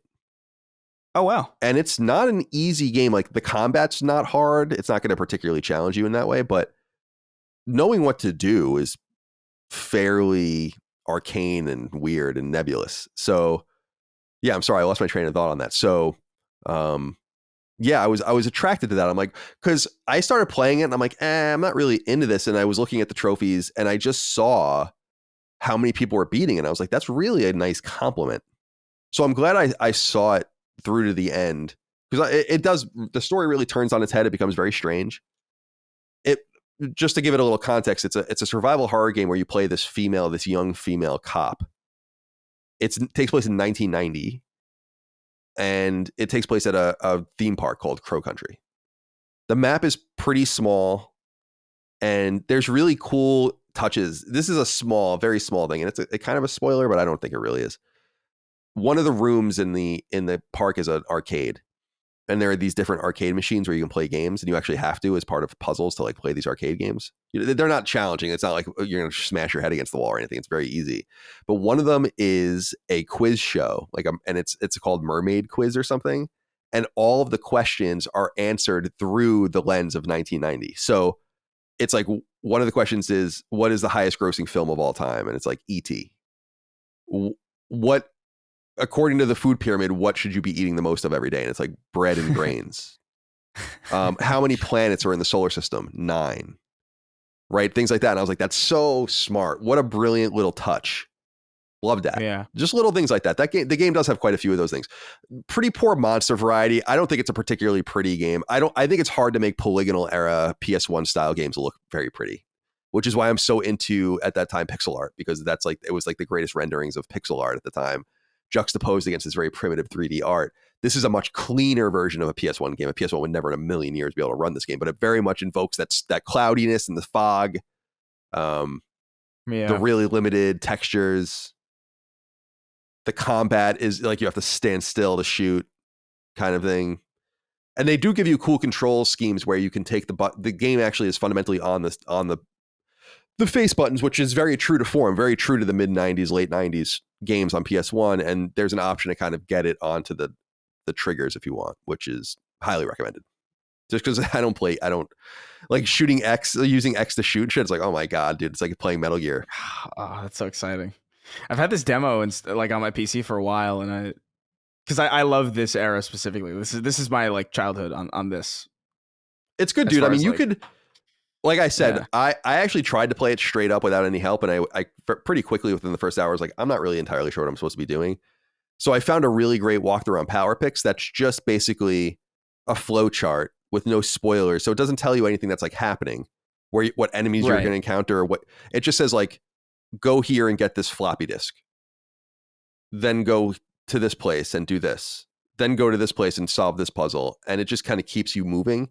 So if anyone out there finds it frustrating, I recommend that, because I wouldn't have beaten the game without that. Everything you need to know is in the game, but I'm not playing that. Like, it's like you have to read the documents and then do these fucking puzzles with grandfather clocks and all that's like, it's classic. Like, I'm not doing this. So, but I understand that people are enjoy. It's much more. I was talking to Mike actually about this. It's, in my opinion, more difficult than a Resident Evil game from a puzzle standard, perspective, especially when you compare it to like RE1 and RE2. Okay. And then, Proteus. I started playing Proteus. This is a 2022 boomer shooter from Bounding Box, and Humble actually published it. It's one of the games they published. Yeah, an FPS. It's on PS4 and PS5 if you want to check it out. And it's funny because Leah's Cool Jenkins wrote in and said, "Hey, Colin, just a quick recommendation to continue your boomer shooter kick. Check out Proteus. It's a cool pixelated Doom clone with the retro feel that you've been enjoying recently." Funny you write in, because I did just that. Again, I went online and just started looking at boomer shooter recommendations. And as much as I want to just go play Quake and Doom and Turok and like games that are more familiar, or that games that I've even already played, it's like there's this whole world of games I've not played. And I really dig this game. What's funny about Proteus is that it's very much like the first Doom, in that it's almost irrelevant what's happening. There's like almost no story, no explanation. Just like you're the Doom guy on Mars, like fucking around. It's like, it's the same kind of thing here. It's really about the gameplay, about finding the secrets in the world. And again, a very nostalgic and interesting game. There are a few perks to it, or quirks to it, which is one, it has like a world map, which is, I didn't expect that. Very interesting. Where it's like a board where you're selecting where to go next. It's very weird for a game like this, as opposed to just kind of linearly going to the next stage. And there are optional stages to go to, which is also kind of cool. And then there's an entire storefront where you can buy upgrades for your character, upgrades for your weapons, and all the rest by spending this currency you find in the game, these shards that you find in the game that are fairly rare, and you can spend them to upgrade your character. So I'm probably a third or a fourth of the way through the game. I'm trying to play the stages straight up and then using these video walkthroughs to find any of the secrets in the maps that I missed. And if you 100% the game, you get a trophy. So I'm trying to platinum this game. I'm really enjoying the gameplay experience of it. It's really smooth. You have rocket launchers and shotguns and grenade launchers and pistols, and you can dual wield, and it's really bloody and it's pretty. And yeah, I recommend it. And you know what's most interesting about it is that it's made by people who made Singularity, a favorite of mine from the Raven pre-Call of Duty slavery days, when they were allowed to make games. And I'm pretty sure some of the leads from that game made Proteus. So kind of cool. It looks cool. Yeah, it is. It's a neat game. And for people that don't, it's Prodeus. This is relevant because there is a game people might remember. I think it's on Vita and PS3 called Proteus with a T, Proteus.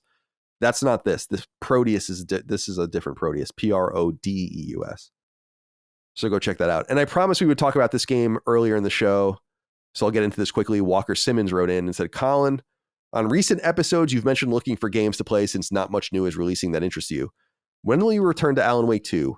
I was really looking forward to hearing your thoughts, especially since you were such a big fan of the first game. And I'm pretty sure Chris and Dustin both loved part 2.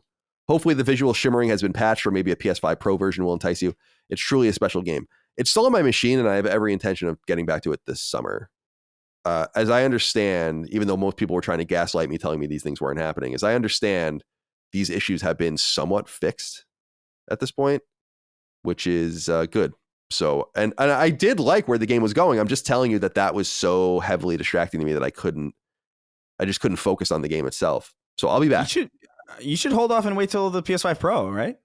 Oh yeah, I mean, maybe I'll do that. Maybe it'll fix it. Yeah, that's actually true, because the visual acuity of the game is what the Pro, and what I mean by is not frame rate, but resolution and kind of stability is what the Pro will suggest, will recommend towards that game, I guess. And so maybe that will fix it. That's a good point. All right. Now, how do we want to play this, Dustin? We could stop recording, but I don't think we have to. It's like when Kramer and the car dealer are driving down the highway. Come on, Mr. Kramer. As the gas is going down towards E. That's like what we're doing right now. And by the way, I'm referencing the fact that if we record on our recording software too long, it gets all fucked up. So we usually stop midway through our long shows, but we're not going very long today. So there's not much to talk about. So no. Yeah, I think we're good. Let's just, go for it because Mr. Kramer. Some show recently recorded really long and didn't stop. And there was no Constellation. We did the entire thing. We raw dogged it. Yeah, and it was fine. I don't know. I don't want to risk anything being fucked up, but at 2 hours, we'll be okay.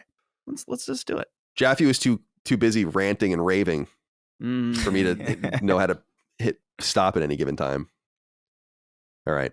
Let's get into listener inquiries. We end every episode of Sacred Symbols with 6 questions, comments, concerns, thoughts, and ideas from our audience over on Patreon. Patreon.com/lastdaymedia. You've heard their inquiries already interspersed throughout this show and every show. But if you go to Patreon and go to the newsfeed, there's a thread each week published on Wednesdays and deleted on Thursdays that you can use to submit your inquiries to the show. And obviously all of our other shows with all the other hosts do it their way on the newsfeed as well. So participate there if you'd like. Drake Heinhorst wrote in and said, "Hey, gentlemen, the Supreme Court has just given you immunity from prosecution for any official act as president of gaming. Surely this ruling will not lead to any abuse, and you decide not to look a gift horse in the mouth. What is your first official act? Will you shut down the PSN border to mitigate games coming into the ecosystem, launch a drone strike on Konami offices? Thanks for the great content, my POTUS, president of the United Slitters." Oh my goodness. I mean, I know this answer right off the top of my head. PC gamers are going into camps. And that's going to be the move. Yeah, they have to be re-educated. Okay, good. I said death or re-education, but you selected right. Well, it depends on how cooperative they are. Death or they have to either be re-educated or right. Done. We're gonna sit them down in front of these big 1984 style TV screens like the Apple ad from the 80s, and they're just gonna be watching this stuff about how bad PC gaming is and how stupid it is to play on PCs, and why don't you just work on your PC like a normal person, and why don't you just use it to type things and use the internet and play games on a console like a real person. And if they're not amenable to that, or if it doesn't stick, then we send them off. So that's going to be my, and I'm going to do that with complete impunity, by the way. Good. Dustin, what would you do with immunity from prosecution? Well, I was thinking surely we've talked about this many times. We got to do something about Sonic. We take him, I'm thinking waterboarding. Mm-hmm. I don't know what we're trying to get out of him. I just want the pleasure of waterboarding him. I want him suffering. It's crazy. In a permanent state of suffering. Maybe we can get science on that. Like it'll be like a I have no mouth but I must scream situation. I like the idea of just you tell us where the Sega offices is. It's like, that's public information. Yeah. So yeah, him and all of his goons. Let's get them out of here. I mean, there's obvious ones. Like, we got to demand Sony has to make Bloodborne remake, remaster, whatever. Finally make that happen. Just like the people, it has to happen. We got to do that. Now the question is, this is president of gaming. Maybe, can we push our powers further?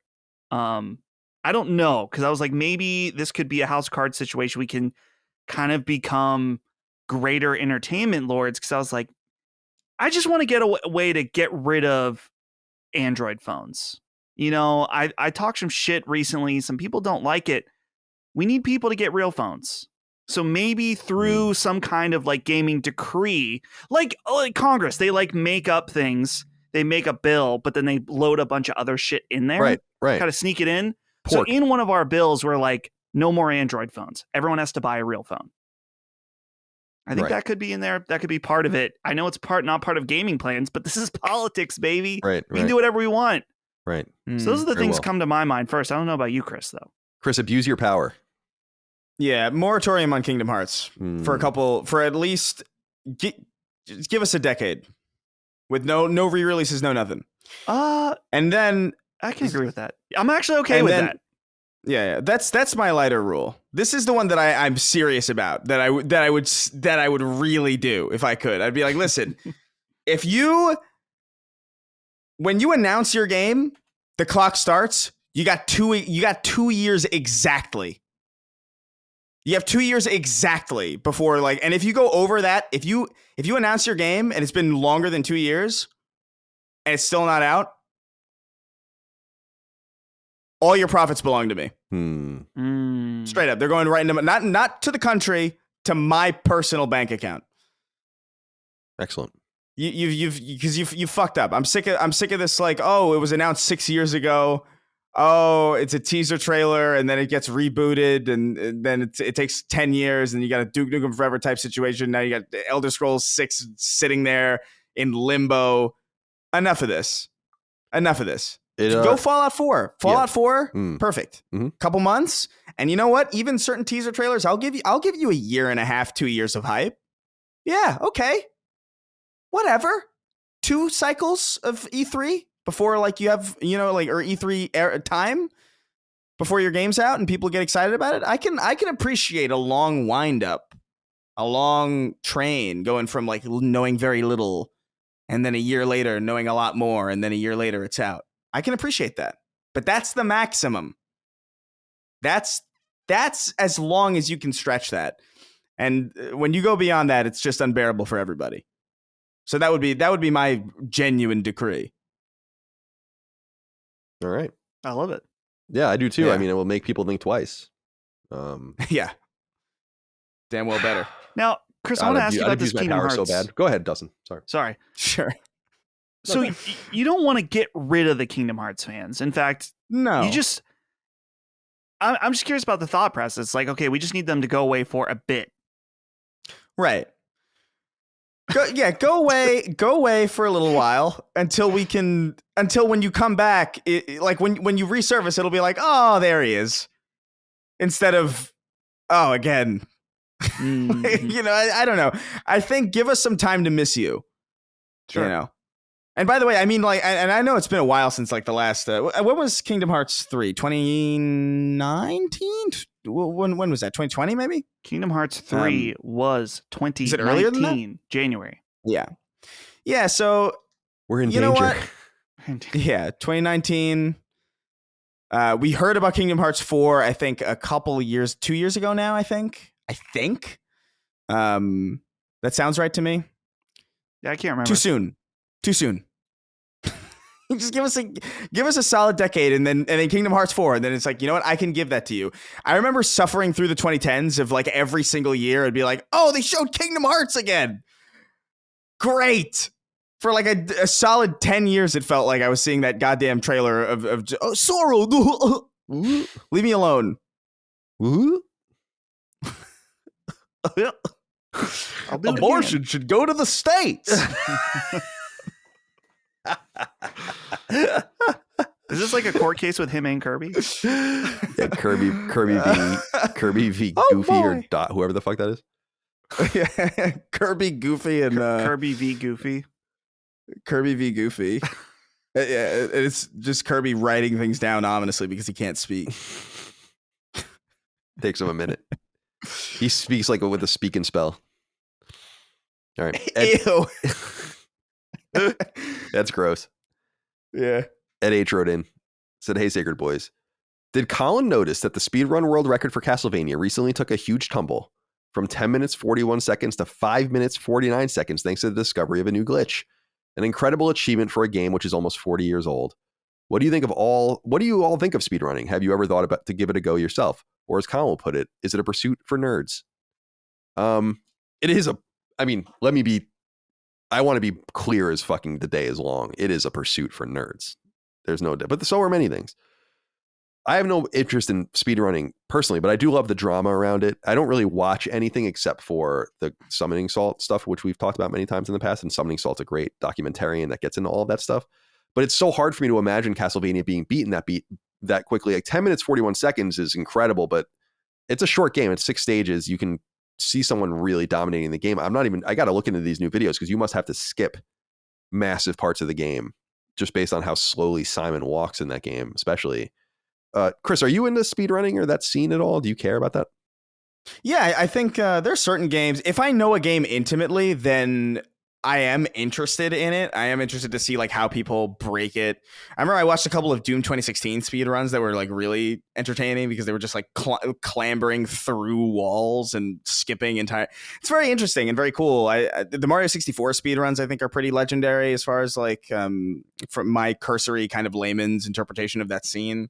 There was I think maybe a year or two ago now that Charlie Moist Critical had that Halo 2 speedrun challenge where people were at it for weeks at a time before someone beat it. I think it is interesting. I've never really thought about trying it myself. I've definitely tried to get through games as fast as possible or as fast as I can, but I don't really put it on the same level of like I haven't like studied the exploits or like, you know, oh, this is the most efficient way through it. Just as like a personal challenge. It's like, oh, what fights can I skip and how can I play this game as quick as possible without necessarily like clipping through a wall and, you know, breaking it. I've done that, but that's something that I feel like I leave to the experts because I think some of that stuff is really entertaining. I think it's really interesting too when you see developers watch it and then they commentate on like the fastest speed, like the developers of you know, BioShock comment on BioShock speedrun or something. Like I don't think that video specifically exists, but that type of genre I think is very fascinating because you can hear them talk about like, oh my god, we didn't patch that or we didn't even know about that. That's crazy. And that's fascinating. That's what's fascinating about it to me is that the people who build these things don't even know how they're doing half the shit that they're doing, and that's really entertaining to me. Dustin? Yeah, I appreciate speedrunning every once in a while, like when they do awesome games done quick, which I think the summer one's going on maybe now. I think I maybe saw that somewhere, but I'll check it out. It's always fun to see the Skyrim speedruns because there's all kinds of wacky shit that goes on for that. I personally have no interest just because the amount of hours it takes in order to get truly good at speedrunning is insane. And that requires a certain type of person that wants to do that. And I just want to play too many other games in order to do that. I do have this dream. This wouldn't be a record for anybody, or this wouldn't be a world record by any means. But I mentioned Sekiro earlier. I'd love to get to the point that I can beat Sekiro in one sitting. That would be my personal speedrun challenge that I think would be really cool. And that's part of the reason why I was doing that the other day to see if I could get to a certain fight and beat it in one sitting. And I was almost, I did it, but it felt like barely. So I still have a lot of ways to go. Got to keep the skills up. But yeah, I think speedrunning is cool. It's crazy. Have you ever seen, Colin, I don't know if Summoning Salt has done this. For Super Mario World speedrunning, there's a thing at the beginning where people do a sequence that like rewrites the code of the game. Like they are like putting some kind of code into the RAM by like moving Mario a certain way, and then it just bing, it goes to the end credits. It's wild. Pixel perfect precision. How someone figured that out, I have no idea. Yeah, that's the thing. What there's a name for it, right?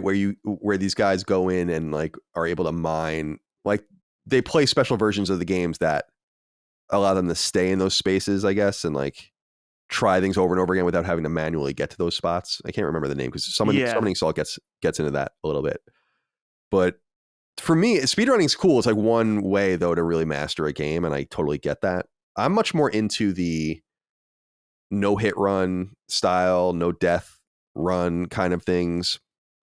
Yeah. And like one of my rarest trophies is beating Mega Man 10 without dying, and I'm like, that wasn't that hard, but it is legitimately one of the rarest trophies that I have, and an incredibly rare trophy. And so I'm more into that stuff, and I'm also into doing things with minimal builds in old games. Zelda runs with like the least amount of stuff you can do. You can do basically swordless style runs where you only use it at certain points, or in Mega Man arm cannon dueling where you only use the arm cannon unless you have to use a certain item to get farther or to beat a certain boss. Like in Mega Man 2, you have to use the bubble lead at the end to fight Wily. And I like that kind of stuff. Or we've talked about in the past, Final Fantasy 1, where people like will try to beat the game with all white mages. That kind of stuff's more interesting than just beating a game quickly. It's cool. Yeah. I totally dig it, but it's not something I want to do. I do watch this one guy, Arcus, I think his name is Arcus. He's a streamer, but his YouTube videos come up every once in a while. He's like an old NES streamer and speedrunner, and I think he just surpassed something like 10,000 attempts in Ninja Gaiden 1. It like tracks it for him, and he had like a celebration for that. I was like, that's so many. That's such a crazy level of mastery of something, you know? Yeah. All right. Trent Miller wrote in and said, "Hey, Colin, I just wanted to write in a thank you. For the longest time, I always felt the need to play these big AAA games as soon as they came out. One major reason was because my favorite podcasters were talking about them, and I wanted to understand more fully what they were analyzing. Hearing you wait to play games and encourage listeners to do the same really made me take a step back and evaluate why I feel the need to hurry, buy, and consume. Over the past year and a half, I've learned to not get wrapped up in the hype of a game and really take my time with the ones that are out, and I haven't had time to get to. This has been really good for my backlog and for my wallet, as most of these games go on sale in a month or two. It's also been very refreshing to play a game that has been patched and is in working order by the time I get to it. Thanks and be well." I wanted to acknowledge this just because I'm getting more and more of this kind of feedback, which is great. It's cool to be hyped about things and to play things immediately. We all have those games, many games where we want to play them as soon as possible. But I think it's really important that people get off this treadmill. It's not only good for your wallet, it's just good for your sanity. There's just so many products that demand your attention, and I don't understand why people want to be part of the conversation in quotes so badly. It's so strange. Just play what you're attracted to when you're attracted to it, and don't worry about anything else. I like to put my money where my mouth is and buy games and show support for the industry. I think a lot of people are not in a financial position to do that with any regularity. Sometimes not at all. Sometimes you have to wait for sales or PS Plus or Game Pass or whatever you're on, and I totally respect that. So getting off the hype train and focusing on, I find so many games in the ether by just uncoupling myself from the churn. And it's just so, how can people even keep up with it? It's so like big C consumerist in some sense. It just kind of irks me. And I'm glad that resonated with you, Trent. So thank you for writing in. Extra wrote in and said, "Hello, Sacred Men. I recently read a few articles about Nolan Arbaugh. He's the recipient of the current version of Neuralink, a brain chip developed by Elon Musk's company. It's notable since the brain chip allows him to interface with digital devices, specifically a PC and as of late, a Nintendo Switch. He claims that playing shooters on PC is like using aimbot. He just thinks and the reticle is there. In a TV interview, you can see he's in control of the cursor's placement only with his thoughts. What are your thoughts? On one hand, I'm glad that a disabled person was given the ability to have a joyful experience again. On the other, this is only the beginning. Later, we will all see different ways we begin to modify and enhance the human body for life longevity and apparently gaming." This shit drives me crazy in the best possible way, where I'm like, what? And I've talked about many times in the past going to GDC 10, 12 years ago and playing Infamous 2 with eye tracking. And it worked. It really worked. I sat down there I'm like, so what do I need to do? Do I have I'm like, dude, we're telling you it's going to work. Like, just do it. And it does. He goes exactly where you look. And it's incredible. And they did that with an eye toy, by the way, which is even crazier. And that was just like an experiment. Very similar to when I told you guys I played Datora on PS3 once. And they did it in VR with like this bootleg ass VR headset where they had the Move controllers like duct taped to the thing and stuff. Like, people are always experimenting and it's really cool. But Chris, it's hard for me to imagine how that even works. Like, and how does it know? Yeah. And what does that mean? Will you what do you think about this aimbot style gameplay with your mind? I don't know. This whole, I'm all about altering your body in all sorts of ways. I feel like there are plenty of situations that I can imagine where it's like, my leg sucks, I'm going to cut it off and replace it with a fucking cool robot leg. You know, there's a lot. I can imagine that being, you know, a reality in like 30 years or something. Right. Maybe Transhumanism, they call that, right? And it's not to do with trans people. That's the name for it, is transhumanism, I think, where you interconnect with them. Right. Yeah. No, yeah. Where you alter, like, whatever, honestly. Like, to me, like, the human body is a computer anyway. Like that. The illusion was shattered to me when the illusion was shattered to me when that guy got hit in the head with a brick, and then his personality completely reverted and shifted into a completely different person. So it's like, okay, do whatever the hell you want at this point. But like, there's something about crude technology like this in interfacing with the brain that I'm not super, I don't know. I don't know about this quite yet. Like this feels like foldable glass to me, where like I need a good 10 years of this being operational and trustworthy and reliable from other people before I even remotely look at this with any degree of seriousness. But I mean, it's fascinating. It's definitely going to improve, obviously, as technology always does. We always end up with these skyrocketing innovations that just like propel and accelerate and never seem to stop. And I think this is definitely like the early stages of advanced kind of luxury tech like this. But does this interest me personally, or like does this? No. I'm out.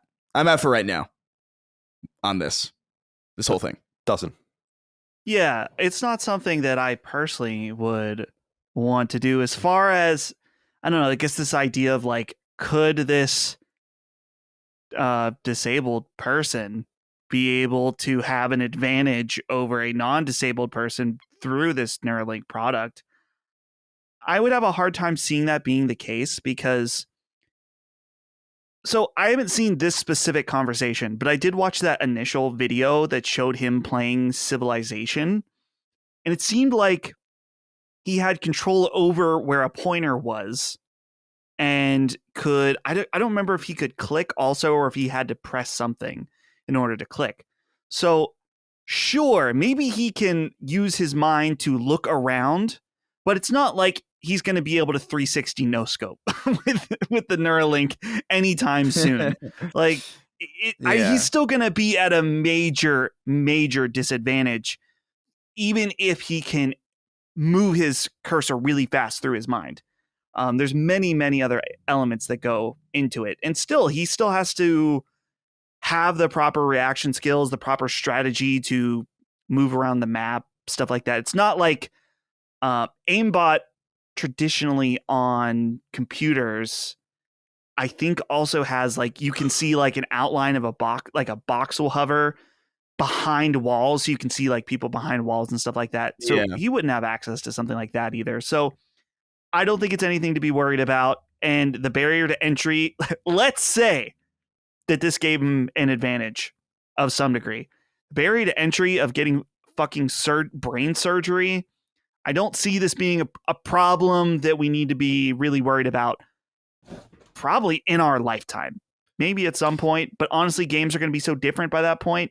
I don't think we're going to be thinking about this. Yeah, I don't ever use that term really anymore, because so many things have already happened in our lifetime that are insane that it's like, that's true. I have no doubt that we're going to be in some crazy fucking VR space in 20 years or something. But I generally agree. And I think he's more talking, because it is like using an aimbot and it's interesting, but I'm just more interested in how insane it is that works, and how many layers deep that's going to end up going. It makes me wonder about the like, can you quantify a memory?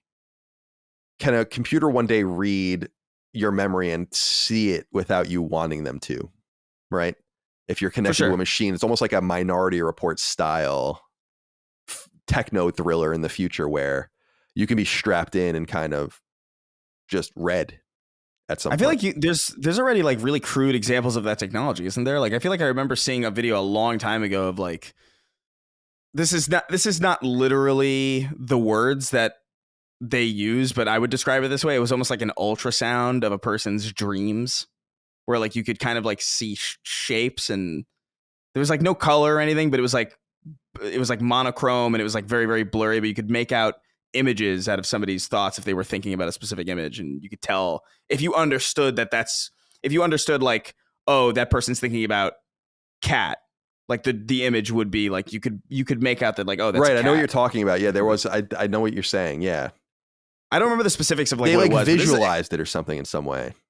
Yeah. And so that technology is already like technically kind of old, even if it is crude, in the same way that like, you know, eye tracking stuff with the iToy was very crude back in the time that they were doing that stuff. I don't know. It's very interesting stuff. We're going to live in a very interesting and very unrecognizable world very, very soon. And I'm curious to see how that's going to go. But as far as like, I don't know, a disabled person having aimbot, you know what? Let them have it, honestly. Like, I don't know. Aimbot to me is egregious because it's used by people who could do better but refuse to. So to me, I don't know, if you can't move your arms and legs but want to play video games, all right, I'll give him his wall hack. I'll get Sure. God forbid he gets like some brief respite before he goes back to, go-karting around. Being a quadriplegic. Yeah. Yeah, I think it must be a pretty riveting time to be a researcher that works with the handicapped and disabled, and like we're probably on the verge of just fixing a lot of this in some weird ways. Even if we're not going to fix their bodies, you can put them in VR or fix their minds or allow them to control things in different ways. It's probably going to be a really unique time. I mean, I've said in the past that Ray Kurzweil, I think himself said, the futurist, was like, if you can just survive like the next 10 to 20 years, you'll probably not die. Which is like kind of crazy, or at least you won't die naturally. And right. It's kind of crazy to think about that. He was using the example of this kind of unique computer system. I guess this is where AI will come in and supercomputers, where instead of like running, what will happen with pharmaceuticals and like curing diseases and cancers in the future is there's like this generalized human approach with trials with different people where they do these things for many years and try to figure out what works. And still, it's not going to work for some people and it's going to kill some people and all the rest. And they were saying like AI and like all these computer technologies will allow you to run unique, almost instantaneous trials on medicine and all these other things that will work on a specific person and have answers like within the day about what you're supposed to do about it. And like the exact unique approach that running the sample 1 trillion times or whatever in this computer program showed us like, yeah, we ran it, this many times and this is what it says. That worked like, 90% of the time or whatever. It's fucking amazing. So you'll die either by choice or like in horrible accidents or, unintentionally. And you'll even maybe be able to upload yourself in some sense. So if you die, you'll just be reborn with like your previous version that you updated 2 days ago or something. Yeah. Well, that would be that goes into the Star Trek kind of what is it? The when they phase kind of or whatever or warp or whatever. Like, are you dying? Right. Really? Like from your perspective, you're probably going away, but then like this thing replaces you. Yeah, I don't know. That's where we are already kind of in the adolescence of delaying natural death anyway. Like Dick Cheney's got a fucking speaking spell in his heart, So like, and that was how long ago was that? That was a while ago. So we've been delaying natural death for quite some time, and it's only going to get more and more sophisticated and more crazy as time goes on. Aaron wrote in, said, "Hey gents, have you ever gotten so hooked on a secondary game have you ever gotten hooked on a secondary game within a game? I was playing through the RE7 DLC, not really enjoying the extra content until I got to 21. For those that haven't tried it, it's a simpler variation on Blackjack, and the goal is to avoid getting tortured as the stakes grow higher and higher. By the time I got the last trophy for that mode, I think I put in just as much time into it as the entire base game. Just thought it was interesting because I usually don't enjoy the card games within a game. Unrelated to the above, I'm headed to Montauk with my wife in a few weeks. If you ever spend some time there and have any recommendations, send them away." Montauk is the furthest east on the Long Island. It's very touristy, which is awesome. It's beautiful. You'll have plenty of things to do there. I have no recommendations. It's way far away from where I grew up. As far as this, yeah, I've been pulled into many a game. Some of them get out of control. We were talking about this with Final Fantasy VII Rebirth. I love the various poker and card games in Red Dead and other games. I feel like this came up recently. Maybe it was with someone in my real life or whatever. But yeah, I can totally understand this, Aaron. Dustin, have you ever been pulled in by an ancillary component of a video game? Not normally. Probably in recent memory, Queen's Blood. I got pretty into and was doing all of those until the end, and then I just played the end. And so I fell off of Queen's Blood. I feel like this is kind of a half answer. The game that I got into the most that was a game within a game was Geometry Wars, which was part of Project Gotham Racing, right? At one point, I think. I never played it within Project Gotham Racing, but when it came to Xbox Live Arcade, I was in on that game. I love that game to this day. I used to play it all the time. So it doesn't really fit the bill because I didn't play it within that game, but it came from that. The other thing I thought of, and this isn't something that I got addicted to because it doesn't really make sense, but I will say that I appreciated because I thought it was really cool, was the Wolfenstein levels in the new Wolfenstein game were really cool Oh, and yeah. a really fun and Forgot about neat, that. That is cool. Yeah. cute thing to do. So big shout out to that. They had that in Doom also, Doom 2016 or Doom. One of them had something like that. Yeah. But I don't know if this really when it comes to like mini games, as far as, you know, poker or Queen's Blood, I've gotten somewhat into them, but I always end up falling off or just avoiding them entirely. Like I avoided Gwent like the plague when I was playing The Witcher. I just had no desire or interest. And poker and blackjack and Red Dead, it's just like I know what this is. Like I'm not playing this for this, with all due respect. I can still play poker, okay? I can't lasso a man off his horse while on top of a train. Right. That's why I'm playing this. Yeah. So most of the time, like ancillary, like secondary games within games don't really work for me.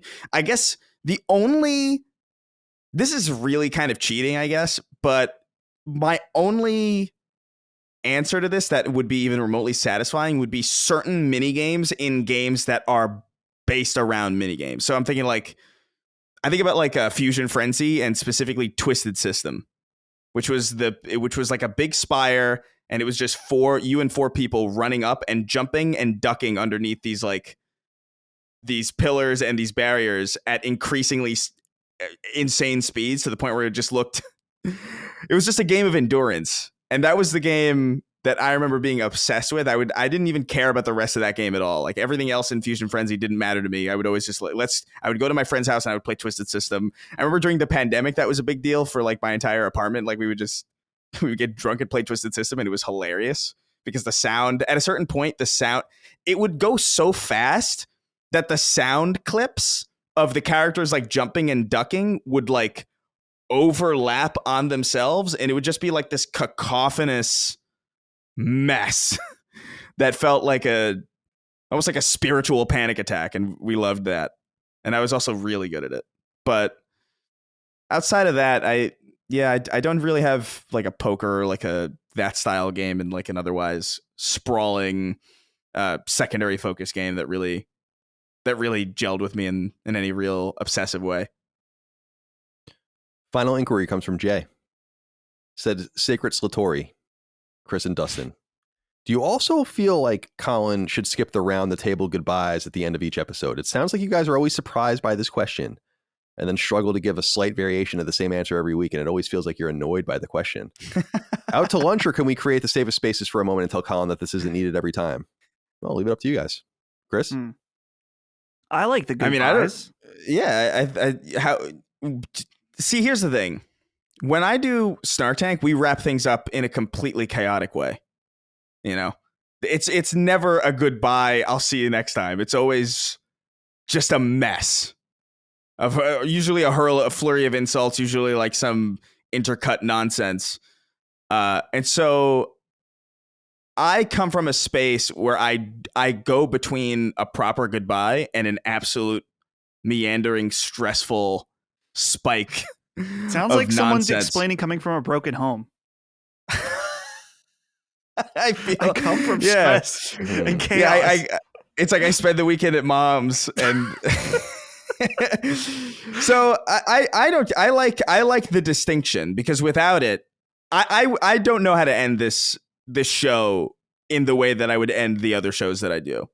I feel like it would be terrible, or it would be like, so I appreciate the prim and proper kind of like official conclusion. But sometimes there's just not a lot to say, though, for real. Like sometimes,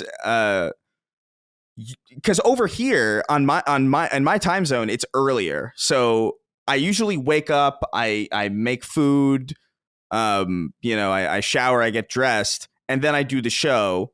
Sometimes I wake up a little bit later and I don't really get a chance to do any of that, and I just roll into the show from like maybe like an hour of just kind of laying in bed and reading the document, studying up.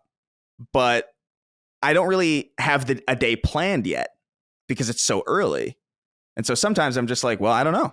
I'm probably just going to go eat because usually we're recording for like 5 hours or something.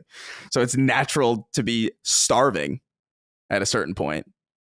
So I don't know. I wouldn't say that we're annoyed by the question. It's just the answer to the question can only vary so much on a day-to-day consistent basis unless something really insane is happening, which sometimes it is. It's just this is a weird complaint to me for multiple reasons, just because it presumes that I wouldn't notice for 6 years how other people felt about a part of the show by a person that doesn't know you guys. So I feel like I'm not going to like always know everything, but I feel like I'd be somewhat tuned in at some point that was a problem. But the other part of it, Dustin, for me is, what else am I supposed to do? You want me to just cut this off and say like, all right, goodbye? It could be like a Sunday. It would be like Meet the Press. And it's like, all right, that was Dustin Furman and Chris Raygun. And then I just talk and I just pretend you guys aren't here anymore. I just feel like I should give you one last time to, turn to say something before I go. I don't see what the problem is. Yeah. Final word, chance to clarify something, chance to tell one last bad joke. I mean, the options are really unlimited here, but I agree. Sometimes I feel like, man, I've got something great to say at the end, which that's up to the audience whether it is or not. Other times, sometimes like, oh, we're already done. I feel like I don't have anything to say, but I'm thankful for the opportunity that it's there. And it's, we treat this conversation as a group amongst friends. So it should be a casual goodbye. I think the way we've got it is right. Yeah. Goodbye. Sacred Symbols, a PlayStation podcast, is a... Goodbye now. All right. Let's just end it there. You could have... I was giving you a moment to just stop the episode, and that could have been the end of it. But you didn't do it. So now we're going to go around and do it the right way. Yeah. Chris, goodbye to you. Have a good rest of your day. You're going to go out and barbecue now and hang out with your friends? Yeah, it's probably another couple hours. It's only... It's so weird how early it is. We're done. This is probably... How short... Is this the shortest episode of Sacred Symbols we've done in a while with all three of us? Probably. It'll be about 3 hours. It's probably amongst the shortest. I'll look real quick. So it's still longer than most gaming podcasts. So no complaining in the comments. I see that, people are like, oh, they're hardly working anymore at 3.5 hours. Dude, this episode of Sacred Symbols is shorter than modern Snark Tank episodes, which is crazy. Like that's insane to me. But I don't know. I've probably got some errands to run. I know I have to do laundry definitely, and I have more than enough time to do that now because I have about 6 hours. But shout out before I go to the Steam summer sale. Picked up some pretty crazy stuff on there. I got Arkham, Arkham Knight and Shadow of War. So the sequel to Shadow of Mordor for like $4. Nice. Like less than $5. And it was like, that's awesome. Crazy shit. And I'm definitely, I already own Arkham Knight technically on PS4, but I'm not going to play the PS4 version. That's not happening. Yeah, fair enough. Yeah. Dustin, goodbye to you. I'm afraid to even say it. Goodbye. No, I want you to say goodbye because I like it. I like this it's like just a little calming moment after all the chaos we've been through. But I have a question. It's 4th of July, as we talked about at the beginning of the episode. How many beers does one drink? How many do you plan on drinking? And I know you drink IPAs, Colin, so they're at much higher. Yeah, I'll probably have like 4 or something like that. I'm not going to get crazy with it, It's hot out too. I'm probably going to be delirious in like 2 hours. Yeah. It's 96 now. Yeah. My go-to 81 summer beer is Hell or High Watermelon from 21st Amendment. Oh, that was right next to IGN. Yeah, I've been there and had it there at the shop. So it's a great beer. That restaurant is so good. That 21st Amendment restaurant. They have a great burger there. They did 10 years ago when I stayed there. I guess I can't speak for it anymore. Yeah. But yeah, it's a good beer because I'm not into fruit beers. I don't really like them. I don't seek them out. But this one has just like a little hint of watermelon. It's good. It's 4.9%. So I'm thinking 4 or 5 throughout the evening. Why not? Well, Godspeed to you. Thank you. And happy birthday, America. Get better. You need to get better. You're sick. Yeah, please. Thank you all out there for your love, kindness, and support of Last Stand Media and Sacred Symbols and all of our shows. Patreon.com/LastStandMedia for early ad-free access and all the rest. You know the drill. LastStandMedia.store for merch. Come see us in San Diego live. September 6th. We hope to see you there. We'll see you next time. Until then, goodbye. See ya. Take care, guys. Sacred Symbols, a PlayStation podcast, is a product and trademark of Last Stand Media and Colin's Last Stand LLC, and is proudly recorded in the USA. The show is conceived by, is written by, and is directed by me, Colin Moriarty. My co-hosts are Chris Raygun Maldonado and Dustin Furman. The show is produced by executive producer Dustin Furman. It's edited by associate producer Ben Smith. All of Last Stand's theme music is by my best friend, Ramon Narvaez. As you know, all of Last Stand's shows, including Sacred Symbols, are fan-funded on Patreon at patreon.com/laststandmedia. The following names are at the producer level on Patreon, our highest tier, and we're grateful for your thoughtful and kind contributions to our independent endeavor. Thank you.